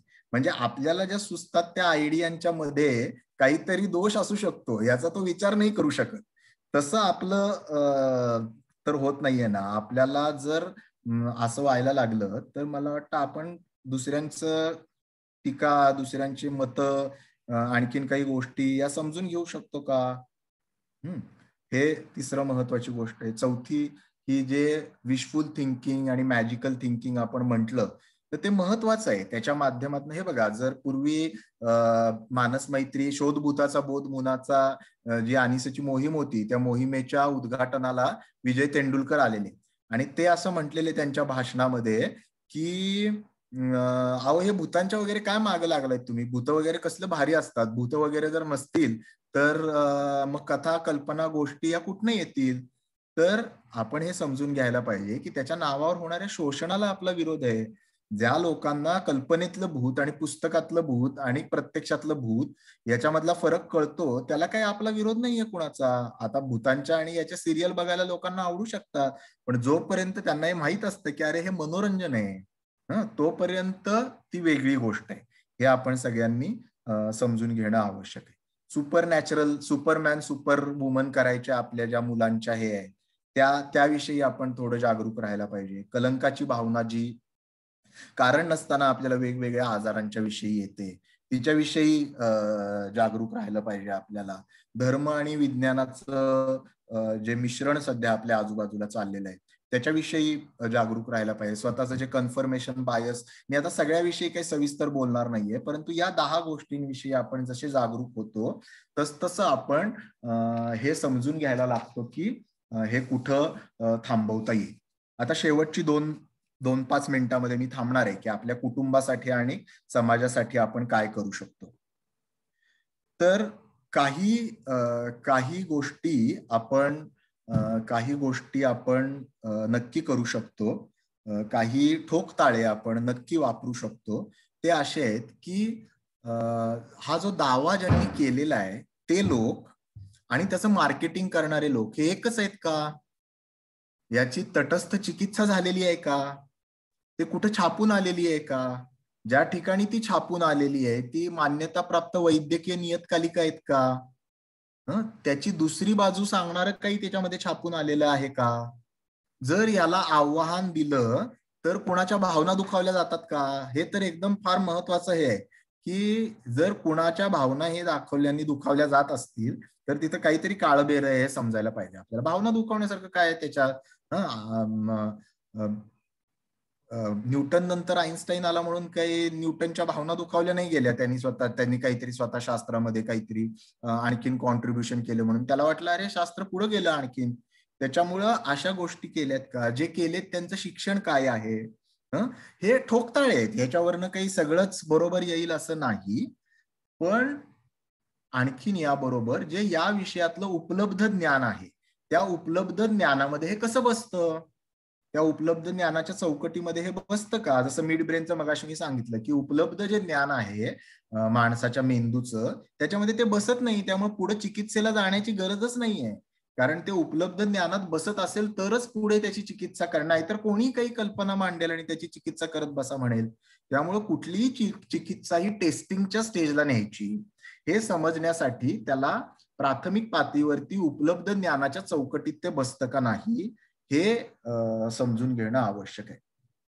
भावनिक बुद्धिमत्ता नावाचा एक महत्वाची संकल्पना आहे ज्याच्यावरती कदाचित आपल्याला वेगळी सेशन देखील करता येते.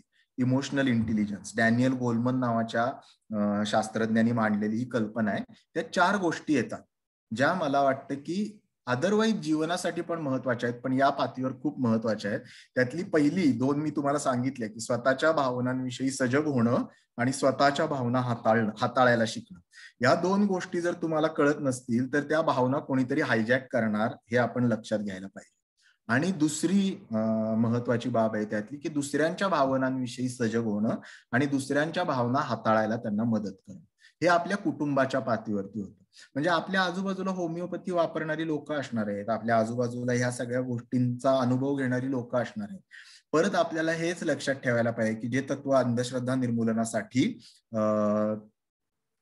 जे तत्व अंधश्रद्धा निर्मूलनाच्या विरोधातल्या कामासाठी तेच छद्मविज्ञानाच्या विरोधातल्या कामासाठी जे डॉक्टर नरेंद्र दाभोळकरांनी आपल्याला सांगितलेलं आहे की अंधश्रद्धा निर्मूलनासाठी क्रोधापेक्षा करुणेची आणि उपहासापेक्षा आपुलकीची गरज आहे. त्यामुळं अशा परिस्थितीमध्ये मानसिक पातळीवरती व्यक्त किंवा अव्यक्त पद्धतीनं याच्यामध्ये गुंतलेल्या लोकांना जर आपल्याला आधार द्यायचा असेल तर त्यांची मानसिकता आपल्याला समजून घ्यायला लागेल, त्यांचं ऐकून घ्यायला लागेल आणि त्यानंतर ती माणसं टप्प्याटप्प्याने बदलतील अशा स्वरूपाचा संवाद त्यांच्याशी करायला पाहिजे. त्यांना उघडं नागडं करणं, त्यांना वादविवादामध्ये हरवणं हे आपलं उद्दिष्ट नाहीये. त्यांना कमीपणा वाटायला लागणं हे आपलं उद्दिष्ट नाहीये. त्यांच्या आयुष्यामध्ये, आपल्या आयुष्यामध्ये अधिक चांगले काहीतरी पर्याय आपल्याला शोधता यावेत, हे त्याच्या मागचं उद्दिष्ट आहे. आता हे झालं कुटुंबाच्या पातळीवर आणि शेवटी समाजाच्या पातळीवरती काय काय करू शकतो आपण हे जर टाळायचं असेल तर मला वाटतंय की प्रबोधन हा त्यातला महत्वाचा भाग आहे. जे या निमित्ताने आपण सुरू केलंय, त्या विषयाचं एक पुस्तक काढलं, त्या विषयाची एक अंक काढला, त्या विषयाची व्याख्यानमाला घेतली. इथून पुढे देखील आपण त्याविषयी प्रबोधन करत राहू. मला वाटतं आरोग्य आणि शिक्षण ही दोन खूप महत्वाची क्षेत्र आहेत की ज्याच्यामध्ये छद्मविज्ञानाचा खूप जवळून संबंध येतो. त्यामुळं शालेय विज्ञानाच्या ह्याच्यामध्ये छद्मविज्ञानाविषयी बोललं गेलं पाहिजे.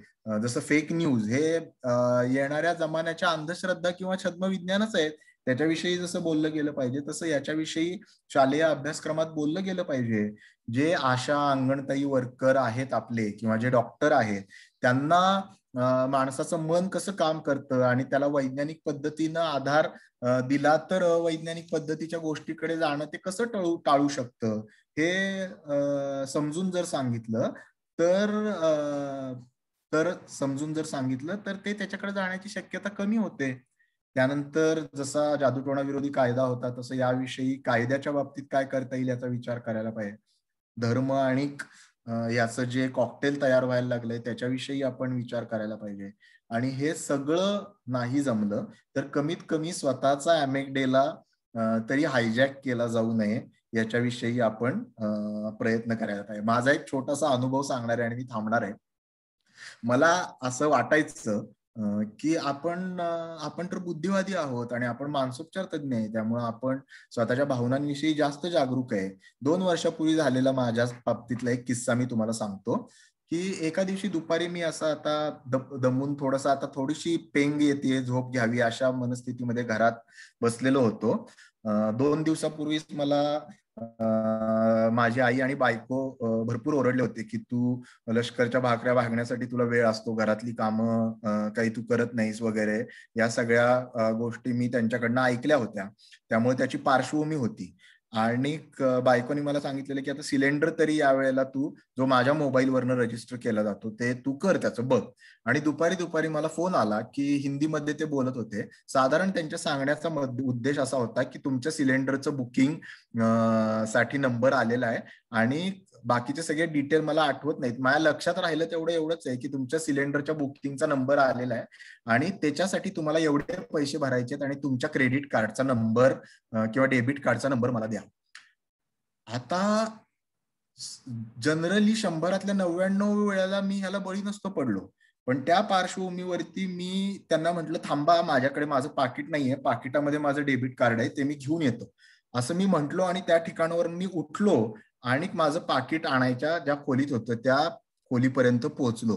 आणि त्या खोलीत येता येता माझ्या लक्षात यायला लागलं, अरे बाबा तू काय करतोयस, असं आपल्या डेबिट कार्डचा आणि क्रेडिट कार्डचा नंबर कोणाला देतात का? ती माणसं हिंदीमध्ये बोलतायत. आता हे कशामुळे झालं? माझा अॅमेगडेला हायजॅक झाला क्षणभरासाठी. कशामुळे झालं? कारण की एकतर मी थोडासा दमलेलो आणि गुंगीतल्या मानसिकतेमध्ये होतो आधीच आपण घरामध्ये पुरेसा वेळ देत नाही आणि दिलेली सांगितलेली कामं सुद्धा आपण धड करत नाही, याची अपराधीपणाची भावना मनामध्ये होती. आणि त्याच्यामध्ये जर आपण हा सिलेंडर पण बुक करण्यामध्ये काही गोंधळ केला तर आपलं काही खरं नाही. या सगळ्या ह्यांनी माझा अमेकडेला हायजॅक झाला. आणि हे कुणाच्याही बाबतीमध्ये होऊ शकतं. 2 मिनिटांमधनं मी सावरलो आणि माझ्या लक्षात आलं नाही तर मी त्यांना नंबर देऊन बसलो असतो आणि नंतर मग मी पोलिसांना तक्रार केली वगैरे, सगळं झालं पुढचं.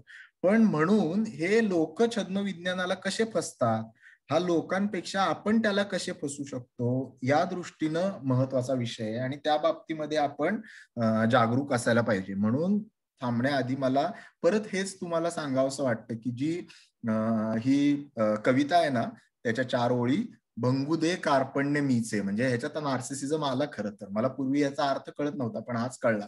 भंगुदे कार्पण्य मीचे, दे धरू सर्वास पोटी, भावनेला गा मिळू दे शास्त्र काट्याची कसोटी.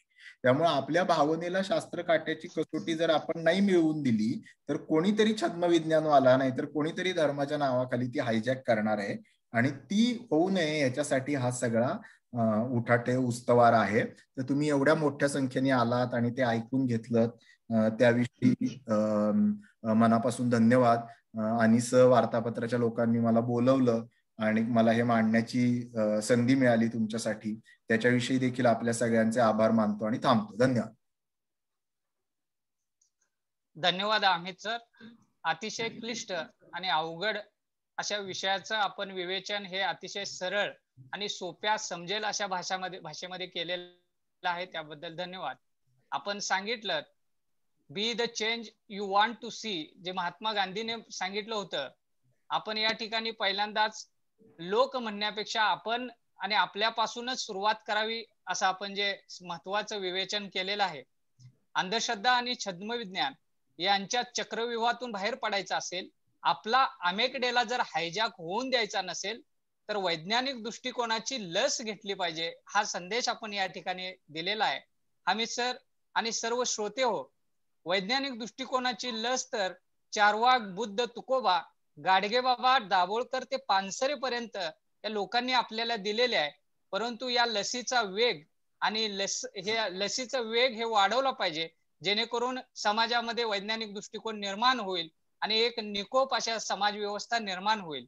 धन्यवाद अमित सर. पुन्हा एकदा या ठिकाणी जे महत्वाचे प्रश्न आलेले आहेत, सगळ्यांना बोलायला देणं शक्य नाही, त्यामुळे जे काही कमेंट बॉक्स मध्ये प्रश्न आलेले आहेत त्या प्रश्नाची प्रश्न राहुल थोरात यांनी विचारावीत आणि या विषयाच्या संबंधितच वेळ कमी असल्यामुळे प्रश्न उत्तर घेण्यात यावीत असे मी राहुल थोरात जे व्यवस्थापकीय संपादक आहेत वार्तापत्राचे त्यांना मी विनंती करतो. राहुल थोरात सर. थँक्यू फारुख. भरपूर प्रश्न आलेले आहेत. काही प्रश्न नेहमी विचारले जातात ते प्रश्न सोडून काही मानसिक आरोग्याच्या बाबतीत जे प्रश्न आहेत ते आपण इथं घेऊया.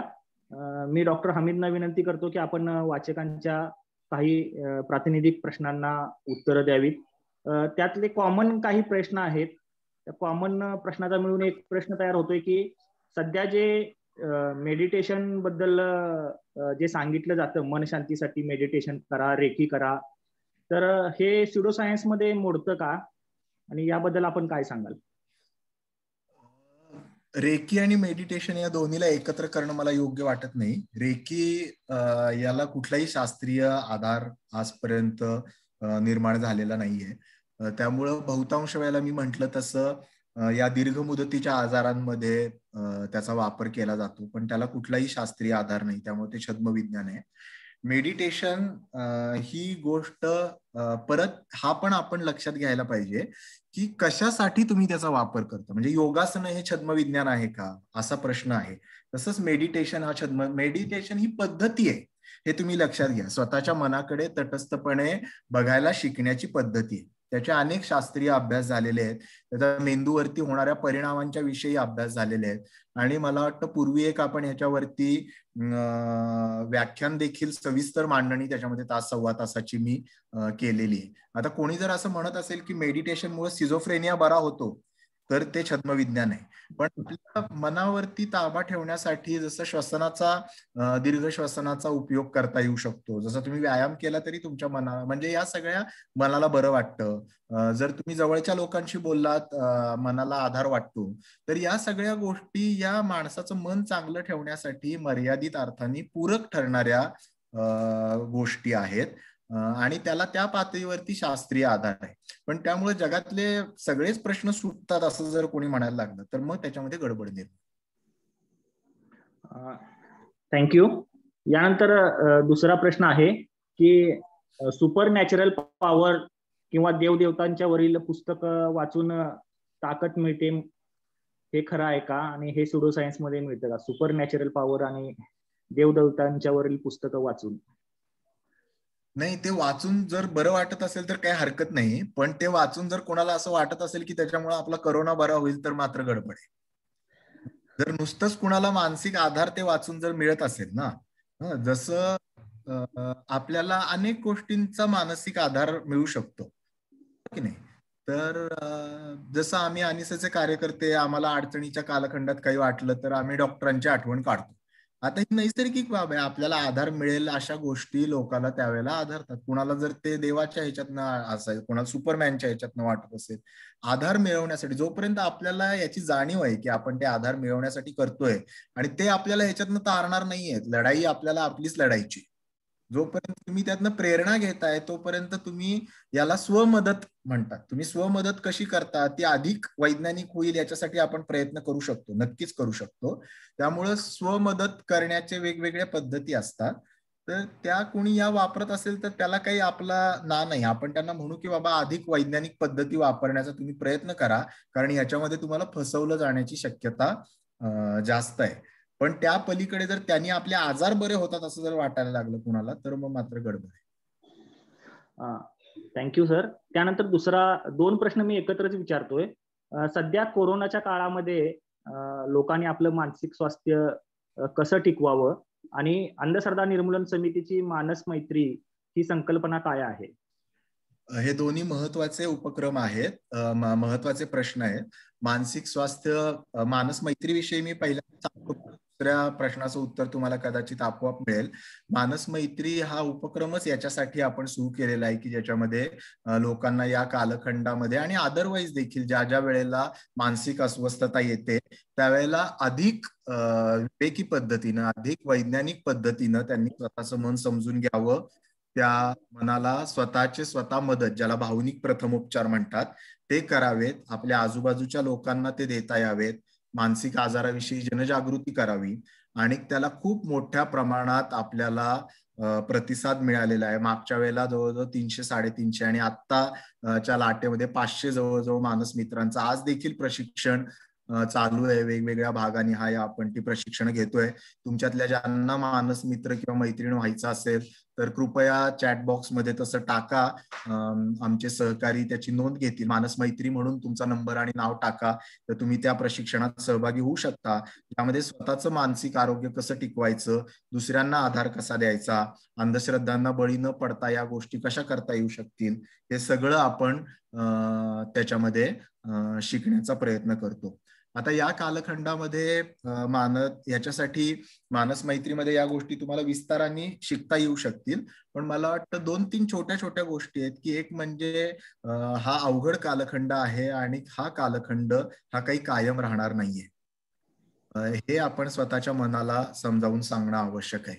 दुसरी गोष्ट की करोनानी बाधित झालेल्या सगळ्या लोकांना काही तीव्र त्रास होत नाही, त्यामुळे आपण एवढं घाबरून जाण्याची अजिबात गरज नाही. जवळजवळ 85-90% लोकांना अतिशय सौम्य किंवा मध्यम स्वरूपाचा त्रास होतो, त्यामुळं घाबरून जाण्याची गरज नाही, पण काळजी घेणं आवश्यक आहे. ज्याला आपल्याला विज्ञानाने सांगितलेल्या ज्या सगळ्या गोष्टी आहेत म्हणजे मास्क, सोशल डिस्टन्स, सॅनिटायझेशन आणि लस, या सगळ्या गोष्टी अत्यंत महत्वाच्या आहेत. जर त्रास होत असेल तर तो अंगावरती काढता कामा नये, हे पण खूप महत्वाचं आहे. कारण लोक घाबरून अंगावरती काढतात आणि नंतर आजारामध्ये बळावतो आणि त्याच्यामधनं अनेक अडचणी, म्हणजे योग्य वेळी निर्णय घेणं, आपलं मन स्थिर ठेवून, हे देखील फार महत्वाचं आहे. आपल्या जवळच्या लोकांशी बोलणं, मन मोकळं करणं. जर खूप त्रास वाटत असेल तर हेल्पलाईन आहे आपल्या मानस मैत्रीच्या, त्याच्यावरती संपर्क करणं, या गोष्टी आपण करू शकतो. या साध्या साध्या गोष्टी, श्वसनाचे व्यायाम शिकता येऊ शकतात आपल्याला. दुसऱ्या काही मोकळा वेळ त्याच्यामध्ये छंद, आवडीच्या गोष्टी करण्याकडे आपण लक्ष देऊ शकतो. आणि मुळातला महत्वाचा मुद्दा असा आहे की हे तुम्हाला माहित असेल की ही म्हण तुम्हाला माहित असेल की tough times don't last, tough people do. म्हणजे अवघड कालखंड हे कधीच एकासारखे टिकत नाहीत. माणसाच्या इतिहासात ते येऊन गेलेले आहेत, पण आपलं मन खंबीर ठेवलं तर मात्र आपण टिकू शकतो. हे जर आपण समजून घेतलं तर यातल्या अनेक गोष्टी होऊ शकतात. धन्यवाद डॉक्टर हमीद. अत्यंत चांगल्या पद्धतीने आपण या प्रश्नांची उत्तरं दिलेली आहेत. वेळेअभावी आपण सर्व प्रश्न घेऊ शकत नाही, त्याबद्दल मी श्रोत्यांचे मनपूर्वक दिलगिरी व्यक्त करतो. 2 सूचना फक्त देतो. काही लोक चॅट बॉक्स मध्ये फक्त आपलं नाव लिहितात, पण त्या नावावरून आम्हाला आपला संपर्क करता येणार नाही. कृपया आपला नावाबरोबर मोबाईल नंबर आणि गाव दिलं तर बरं होईल, जेणेकरून आमचे अनिच्छे कार्यकर्ते आपल्याशी संपर्क साधतील. त्यानंतर दुसरी सूचना आहे की अंधश्रद्धा निर्मूलन वार्तापत्रानं ही जी 4 दिवसाची व्याख्यानमाला होती, पण प्राध्यापक PR आरडे सरांची तब्येत ठीक नसल्यामुळं उद्याचं त्यांचं व्याख्यान हे होणार नाही, तर आजच या व्याख्यानमालेचा समारोप होतोय. ही सूचना फक्त सगळ्यांनी लक्षात घ्यावी. आणि अंधश्रद्धा निर्मूलन वार्तापत्राच्या वेबसाईटला, ज्याचे आज 28,000 मेंबर आहेत, या वेबसाईटला आपण अवश्य भेट द्यावी. अंधश्रद्धा निर्मूलन वार्तापत्राचे वर्गणदारही व्हावं. Over to Farooq. धन्यवाद राहुल सर, धन्यवाद हमीद सर. यानंतर या व्याख्यानमालेच्या समारोपासाठी राजीव देशपांडे, अंधश्रद्धा निर्मूलन वार्तापत्राचे संपादक, यांना मी विनंती करतो की त्यांनी या व्याख्यानमालेचं समारोप करावं.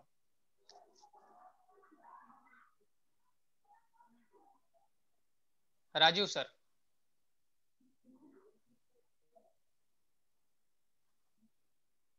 को होस्ट करा. बघा काय झाले. गेले 3 दिवस आपण ह्या ही व्याख्यानमाला ऐकतोय. पहिल्या दिवशी आपण विशेषांकाचं प्रकाशन केलं, त्यानंतर सत्यजित रथांचं व्याख्यान झालं, डॉक्टर शंतनू अभ्यंकरांचं व्याख्यान झालं, आणि आज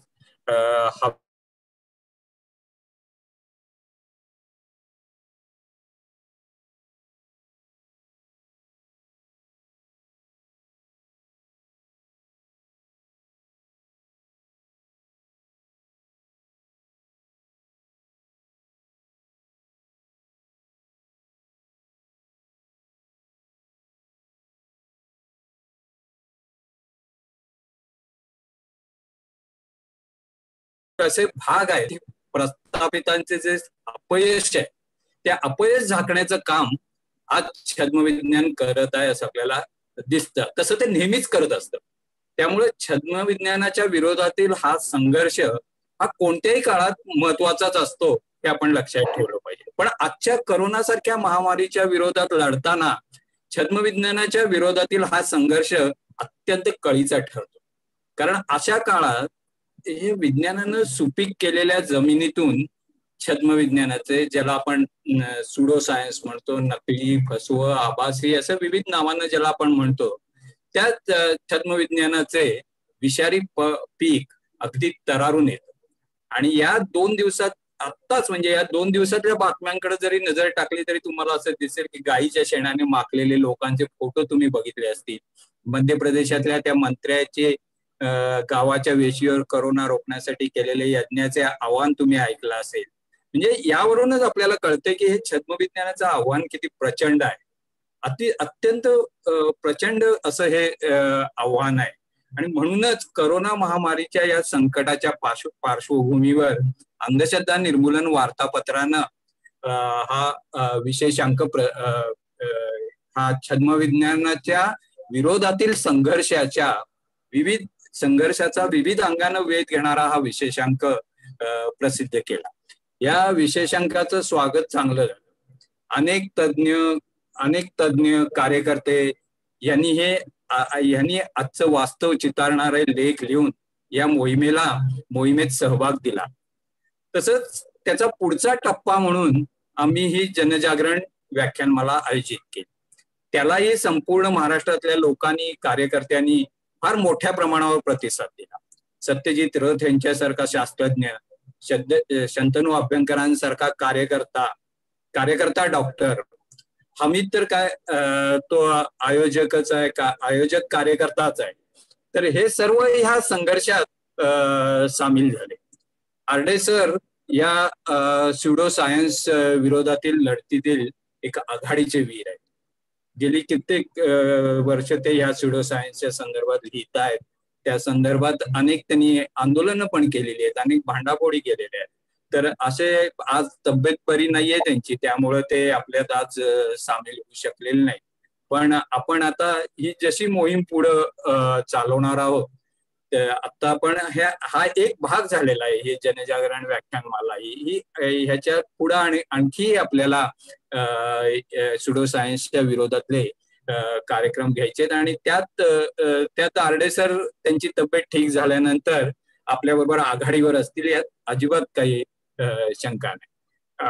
त्याचबरोबर ह्या 3 दिवसात तुम्ही सर्वांनी अतिशय मोठ्या प्रमाणावर या व्याख्यानमालेला प्रतिसाद दिला.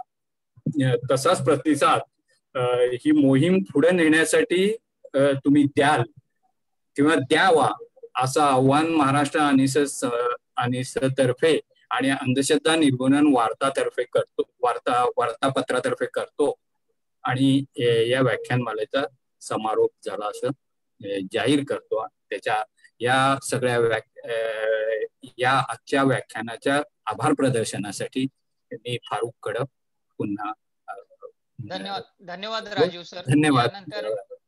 धन्यवाद. यानंतर या संपूर्ण व्याख्यानमालेच्या आभार प्रदर्शनासाठी बार्शी अंधश्रद्धा निर्मूलन समितीचे ज्येष्ठ कार्यकर्ते प्राध्यापक डॉक्टर अशोक कदम सर यांना मी विनंती करतो की त्यांनी आभार मानायचा आहे.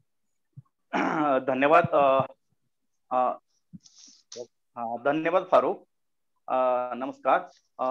अंधश्रद्धा निर्मूलन समितीचे मुखपत्र असलेले अंधश्रद्धा निर्मूलन वार्तापत्र यांच्या वतीने आयोजित करण्यात आलेल्या फसवे विज्ञान विरोधी जनजागरण मोहिमेअंतर्गत ऑनलाईन व्याख्यानमालेचे आजच्या 3ऱ्या दिवसाचे वक्ते आदरणीय डॉक्टर हमीद दाभोळकर सर, उपस्थित सर्व श्रोते आणि सर्व पदाधिकारी आणि साथीनो, खर तर अज्ञानातून निर्माण होणाऱ्या अंधश्रद्धा व कर्मकांडे येथपासून आजच्या ब्रँड न्यू कोरोनामया पर्यंतचा सुंदर असा आढावा आजचे वक्ते डॉक्टर हमीद दाभोळकर यांनी घेतला. बऱ्याच वेळा आपण म्हणतो की विज्ञानाला चमत्काराचा व धर्माचा मुलामा देऊ छद्म विज्ञानाच्या आधारे लोकांची फसवणूक कशी केली जाते यावर सरांनी उदाहरणासहित अत्यंत सुंदर असं विवेचन केलं. त्यांनी आपल्या व्याख्यानातून हेही सांगितलं की छद्म विज्ञानाचा पराभव आपण फक्त आणि फक्त वैज्ञानिक दृष्टिकोनाचा आधार घेऊनच करू शकतो. कारण अलीकडच्या काळामध्ये आणि चळवळीला सगळ्यात मोठे चॅलेंज हे स्युडो सायंटिस्ट आहेत आणि त्यांना मिळालेला राजाश्रय आहे. तेव्हा मी आजचे वक्ते माननीय डॉक्टर हमीद दाभोळकर सरांचं खरंच मनपूर्वक आभार व्यक्त करतो. एकाच वाक्यात त्यांचा जर आभार व्यक्त करायचा असेल तर चॅट बॉक्स मध्ये अनेक जणांनी मेसेज टाकलेले आहेत की आज आम्हा सर्वांना डॉक्टर नरेंद्र दाभोळकर सरांची आठवण झाली. इतक्या अत्यंत सोप्या आणि सहज ओघवती भाषेमध्ये उदाहरणासहित डॉक्टर हमीद दाभोळकरांनी आपल्याला आज म्हणजे मार्गदर्शन केलं. त्यानंतर ही व्याख्यानमालेचं लाईव्ह प्रसारण मॅक्स महाराष्ट्र यांनी 3 दिवस केलं. त्याबद्दल खरं तर त्यांच्यामुळेच आपण संपूर्ण महाराष्ट्रामध्ये पोहोचू शकलो. त्यांचंही मी अंधश्रद्धा निर्मूलन वार्तापत्र यांच्या वतीनं मनपूर्वक आभार व्यक्त करतो. त्याबरोबर आजचे जे हे सेशन आहे त्या सेशनचं सगळं कंट्रोलिंग आणि कोऑर्डिनेशन आणि मॉनिटरिंग हे अमोल पाटील हे करत होते. त्यांच्या ह्या सपोर्ट बद्दल मी आणि वार्तापत्रातर्फे आभार व्यक्त करतो. आणि त्याबरोबर आजच्या व्याख्यानाचं जे टोटल कोऑर्डिनेशन आहे, जी टीम आहे ती म्हणजे अण्णा कडलासकर, राहुल थोरात, फारुख गवंडी सर, जे राहुल थोरात वार्तापत्राचे व्यवस्थापक आहेत, त्यांचंही मी मनपूर्वक आभार व्यक्त करतो. त्यानंतर ह्या व्याख्यानमालेला जे श्रोते आपले 3 दिवस खरं तर फार मोठ्या प्रमाणात त्यांनी प्रतिसाद दिला. श्रोते व कार्यकर्ते आणि पदाधिकारी यांचे मनपूर्वक आभार व्यक्त करतो. आणि चॅट बॉक्स मध्ये राहुलनं सुद्धा सांगितलेलं आहे की ज्यांना अंधश्रद्धा निर्मूलन समितीच्या ह्या चळवळीशी कार्याशी जोडून घ्यायचं आहे त्यांनी, आणि ज्यांना नवीन नवीन अपडेट्स पाहायचे आहेत त्यांनी चॅट बॉक्स मध्ये आपले नाव, गाव व मोबाईल नंबर द्यावा, जेणेकरून अनिस वार्तापत्र त्यांच्या संपर्कात राहील. तेव्हा मी पुनश्च एकदा अनिस वार्तापत्राचे मनपूर्वक आभार मानतो आणि उद्याच्या रमजान सणाच्या निमित्तानं आणि अक्षय तृतीयेच्या निमित्तानं आपल्या सर्वांना शुभेच्छा देतो. साथीनो, आपल्याला माहित आहे कोरोनाचं संकट संपलेलं नाही, तेव्हा सगळे कोरोनाचे नियम पाळून आपण आपल्या घरी सुरक्षित राहूया. पुनश्च एकदा सर्वांचे मनपूर्वक आभार व्यक्त करून इथं थांबतो, आपली रजा घेतो. धन्यवाद.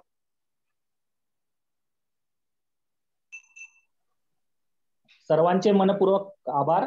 अमोल आता बंद करा.